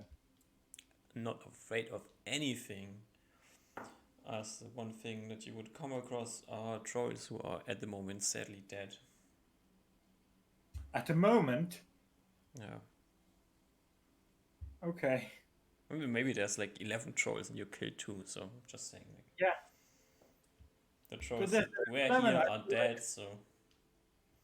Yeah, I do feel like if if Green Peak had 11 trolls around it, then it'd probably be more of a problem. I mean, Maybe not. most of the creatures live in the hill region, Hmm. Okay. and sometimes they wander into the forest. Like this displacer beast, as he has like explained to you, it's wandering around, probably doing something which is ordinarily not a problem, but it's getting too close. And problem with displacer beasts is that they kill everything that moves. So if they come across like a group of 8 humans that are not trained fighters, then you have 8 dead humans. Problematic. Same with trolls, but the trolls don't usually come too close to the town because they also live in the hills, and things run into each other in the forest, as you might have noticed by ogres getting murdered by trolls. So the forest kind of keeps itself at bay at times. And Balance of nature. balance of nature, true, yeah. As Reuven Just has another epiphany in this forest as we're walking back. and sometimes things get too close, and when they get too close, then it's time to make sure that the humans don't die. Yeah, because if like a group of 2 trolls run into Green Peak, they probably murder everything that they can find, including at least 10 of the guards. Yeah. Okay. In case you ever wondered why Green Peak has a at least 6 level um, hunter guarding it. Has like high mastery, right? Yeah. I'm assuming high mastery is pretty rare in like sixth level people. You need to be at least level 6 to be a high master. Yeah, but like you also need to have saved up all the all the proficiencies Mm-hmm. beforehand, right? So it's No, you get a proficiency at 6th level, so you only have to have saved up one for okay. mastery at 5th level. But yeah. Yeah, there's.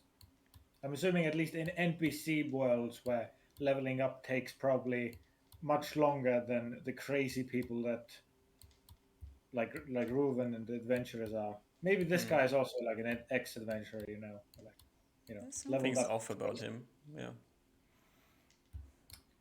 But I'm just my understanding of the world would be that the some NPCs that have leveled up the non-insane way would normally use the proficiency because it's just it'd be probably pretty painful to wait months or years with a free proficiency slot.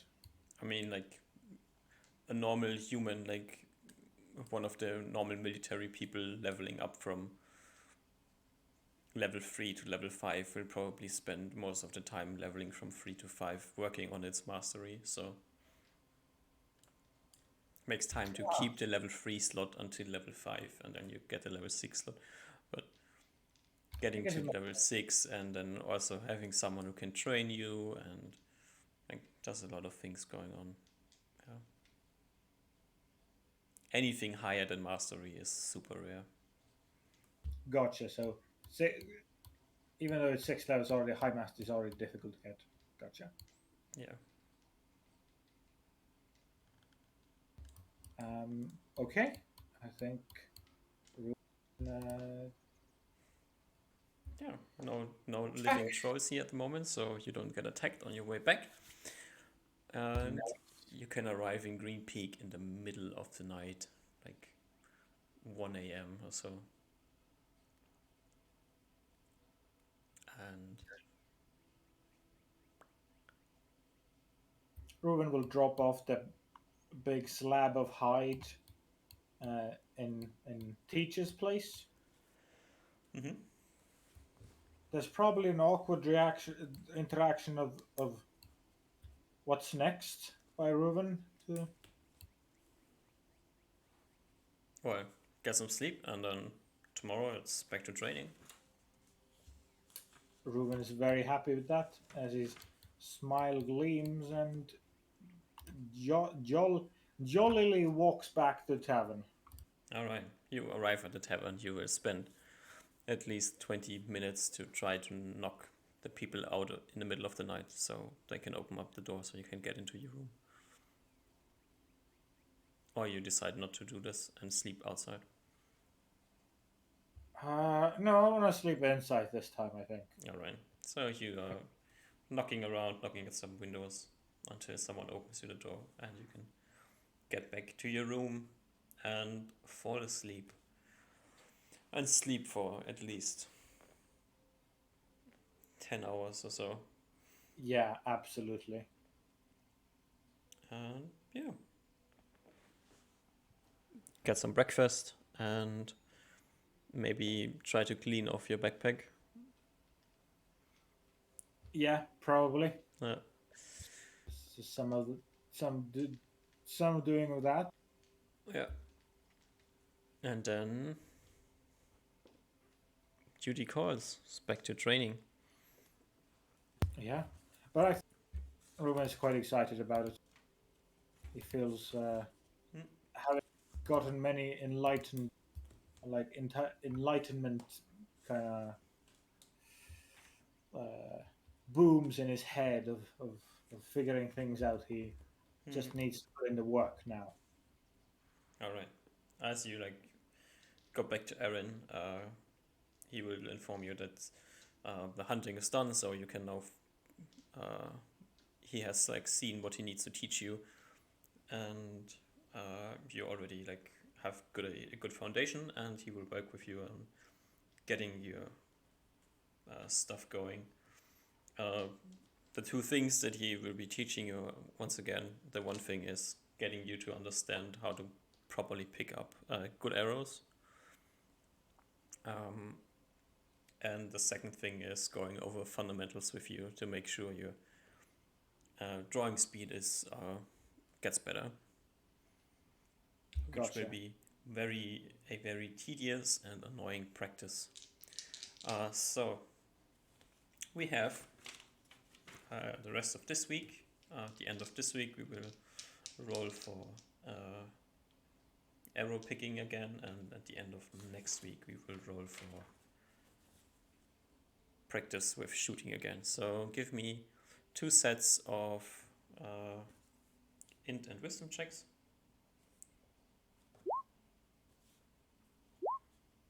That's a fail on the That's first. I'll fail on both for the first week or first set. I'll roll the second set. This time it's an int success, but a willpower fail. okay. So this is this, and then ooh.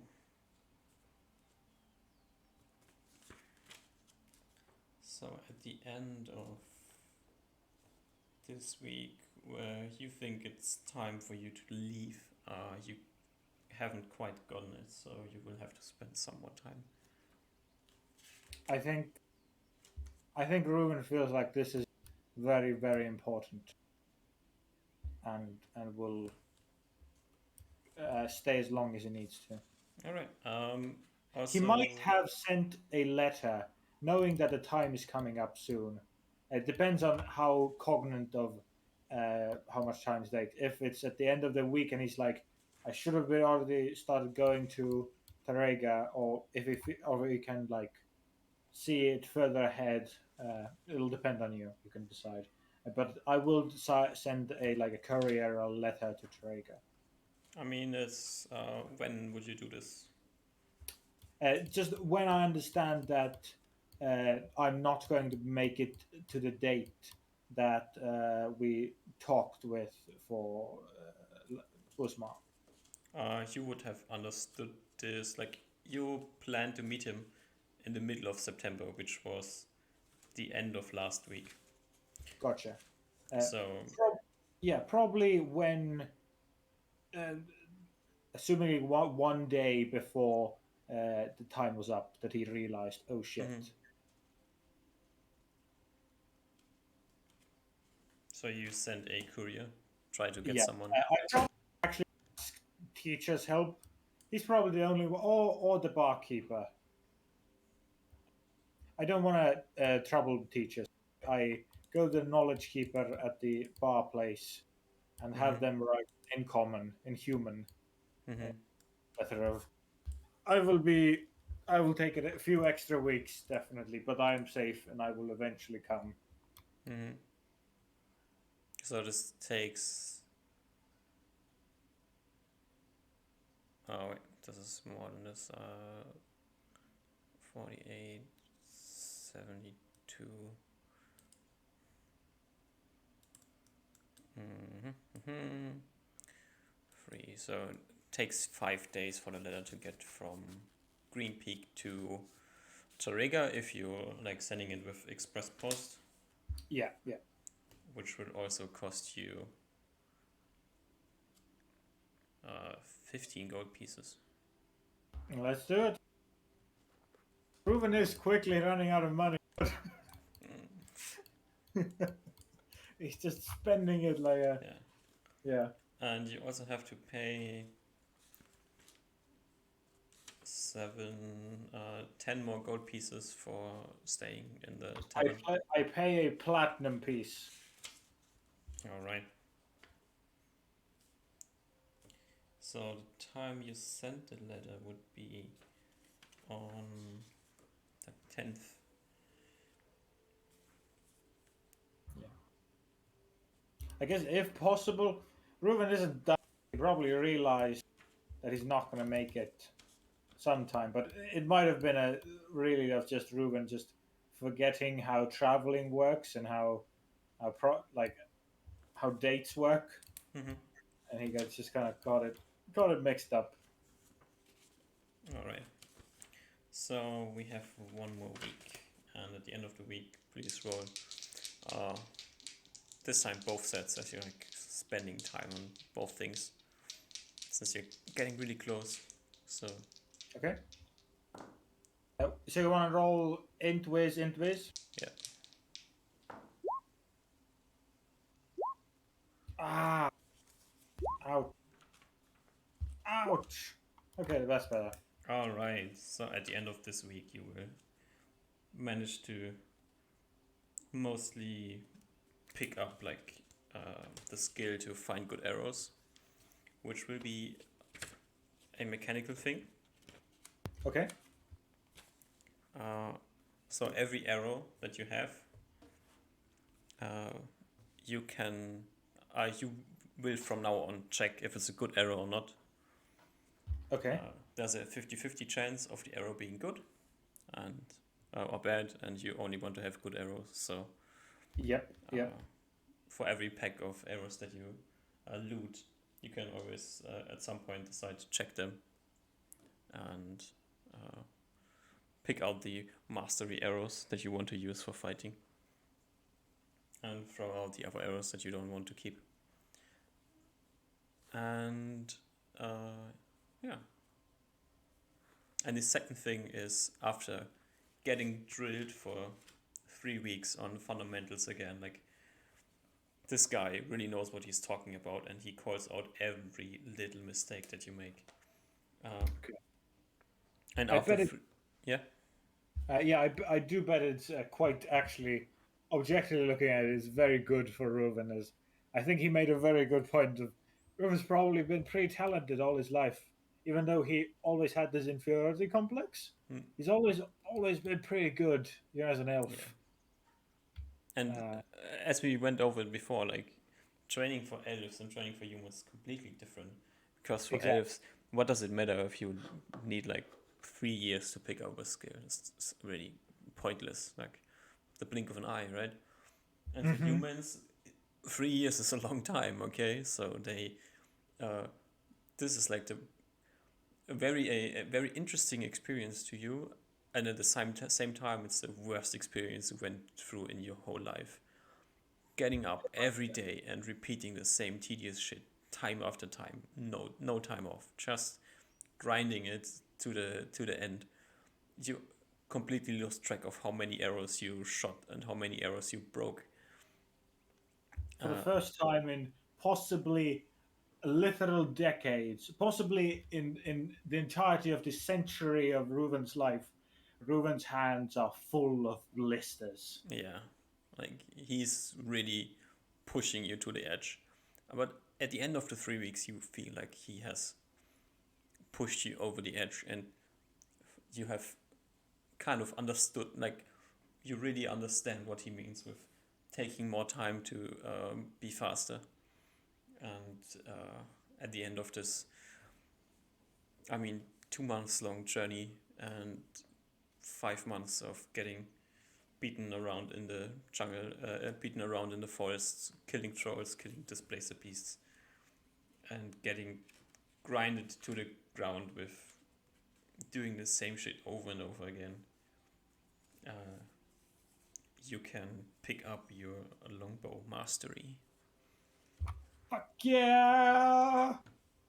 So, one thing that longbow mastery does that you won't easily find in the books, which has mainly to do with me missing something earlier and then deciding that it's good that I missed it, is that you will get your third shot in a round. Okay. And other than this, your attack bonus increases by 1 for everything. So instead of having a +1 from your specialization, you now have a +2 from mastery. And your point So plus blank. one to hit. What? So plus one to hit is the. Yes, +1 to hit overall. And your point blank, instead of being +2 +1, is now +3 +3. So +3 to hit and +3 to damage. Okay. And And the it was. yeah, You go. It was just an extra shot every round. yes.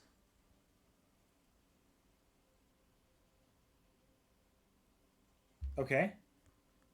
Okay, and the last thing you get from mastery is what?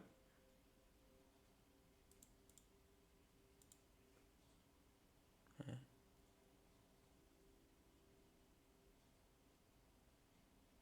Wait.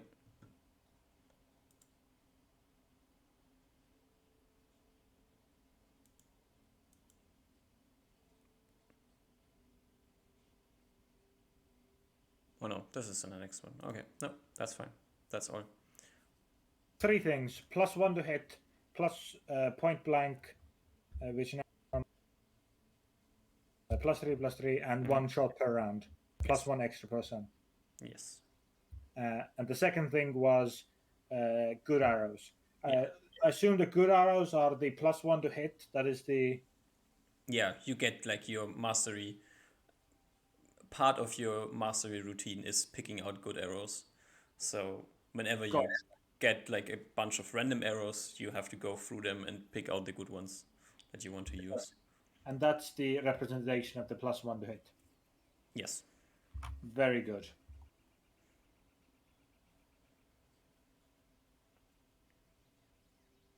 Okay, marking that down.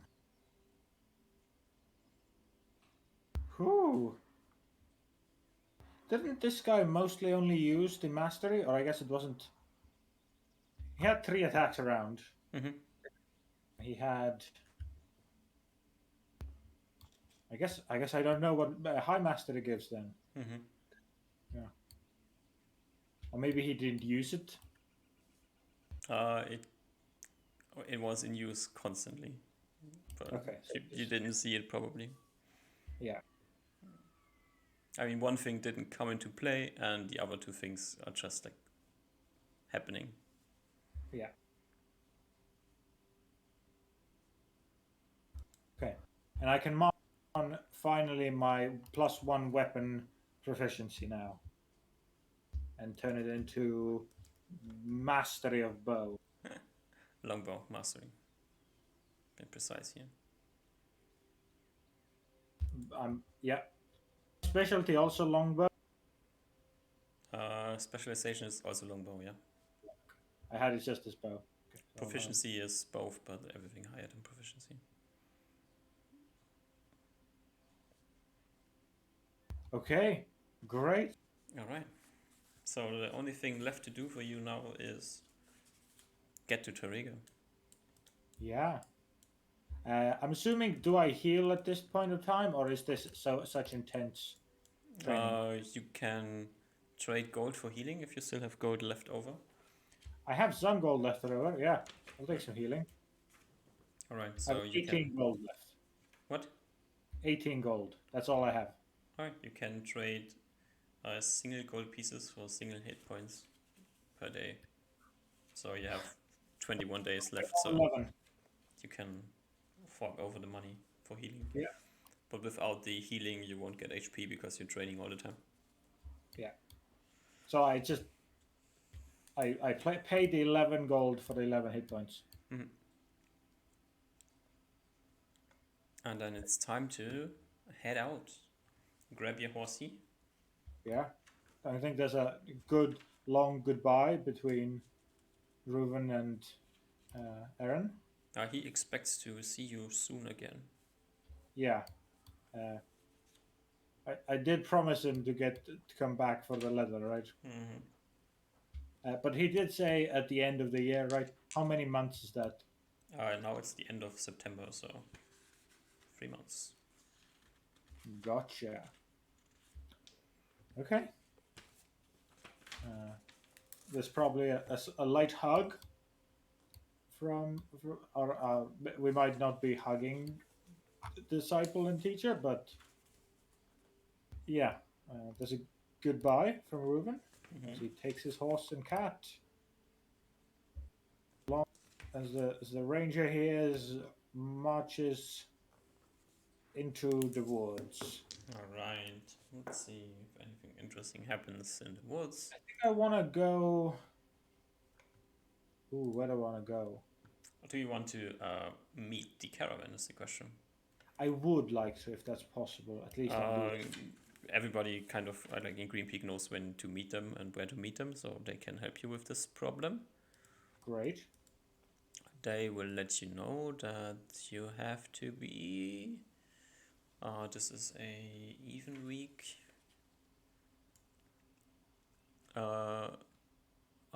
You missed them. Okay. If You I would want have to to wait for 2 weeks to 2 weeks, grab okay. one. Yeah. I wait 2 weeks. Yeah. I move at 24 miles a day, right? With your horse, Yeah. it's 48, and on the road is 72. Whoo! So I think what Ruben wants to do is just head like northeast Mm-hmm. from Green Peak until he reaches the like somehow like this Yeah. until he reaches the big road. I'm assuming the road's very visible. Yeah. And then just go east on the road. Yeah. Sounds like a plan. Yeah. You can get to West Bream at the end of the day and sleep there in an inn or sleep on the road. That's your choice. I was sleeping in. I'll I'll sleep. I'll sleep. I slept outside previously here. That's probably fine. So I'll sleep You outside again. slept outside with the caravan. I did. Mm-hmm. Nah. I think Ruben's too used to it. He spends the gold. Only costs you 2 silver pieces in West Bream. There's probably a situation of, do you want this gold? Do you want this weird thing?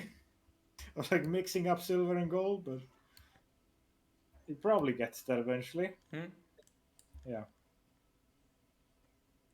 And then the next day you can head into Port Bream. If you want to continue, you can even continue outside and get to East Bream. Uh, yeah, I think I'll do that. Unless you want to wait Unless, for. like, I guess I could go through Low Bay and then like this. Uh, Would that be faster? it takes like from Port Bream on horseback, you take like 3 days to Tarrega. Or if you go through the wilderness, it's also 3 days. Okay, then I'll probably Two use the road. days, bit more than 2 days. On the road is 3 days.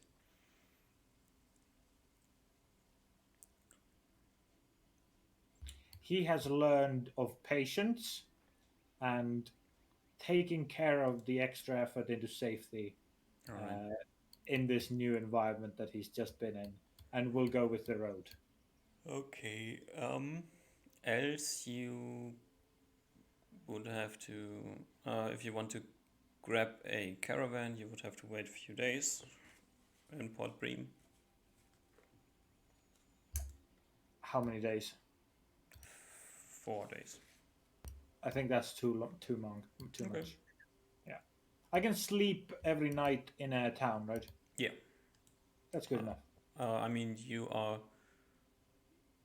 If you continue the day through to East Bream, then the next day you would get to probably like Kanti, and then from Kanti you can get to can probably even push it to Tarrega in the middle of the night if you That want makes to. total sense. Yeah. Wait, no, that's way wrong. Sorry, 72. You can get to Corn and then arrive in the next morning, or stay in Barrios and go from Barrios, or stay in Port Bream and go Midway Barrios Tarrega. That's up to you. It's gonna take you 3 days anyways. The question is, do you want to stay in a town, in a city longer, or do you want? And when do you want to arrive? Do you want to arrive early in Torrega or late in Torrega? I think he's slightly worried about Tarega and slightly worried about Uzma, and Mm-hmm. Uzma worrying about him. So he goes the fastest route.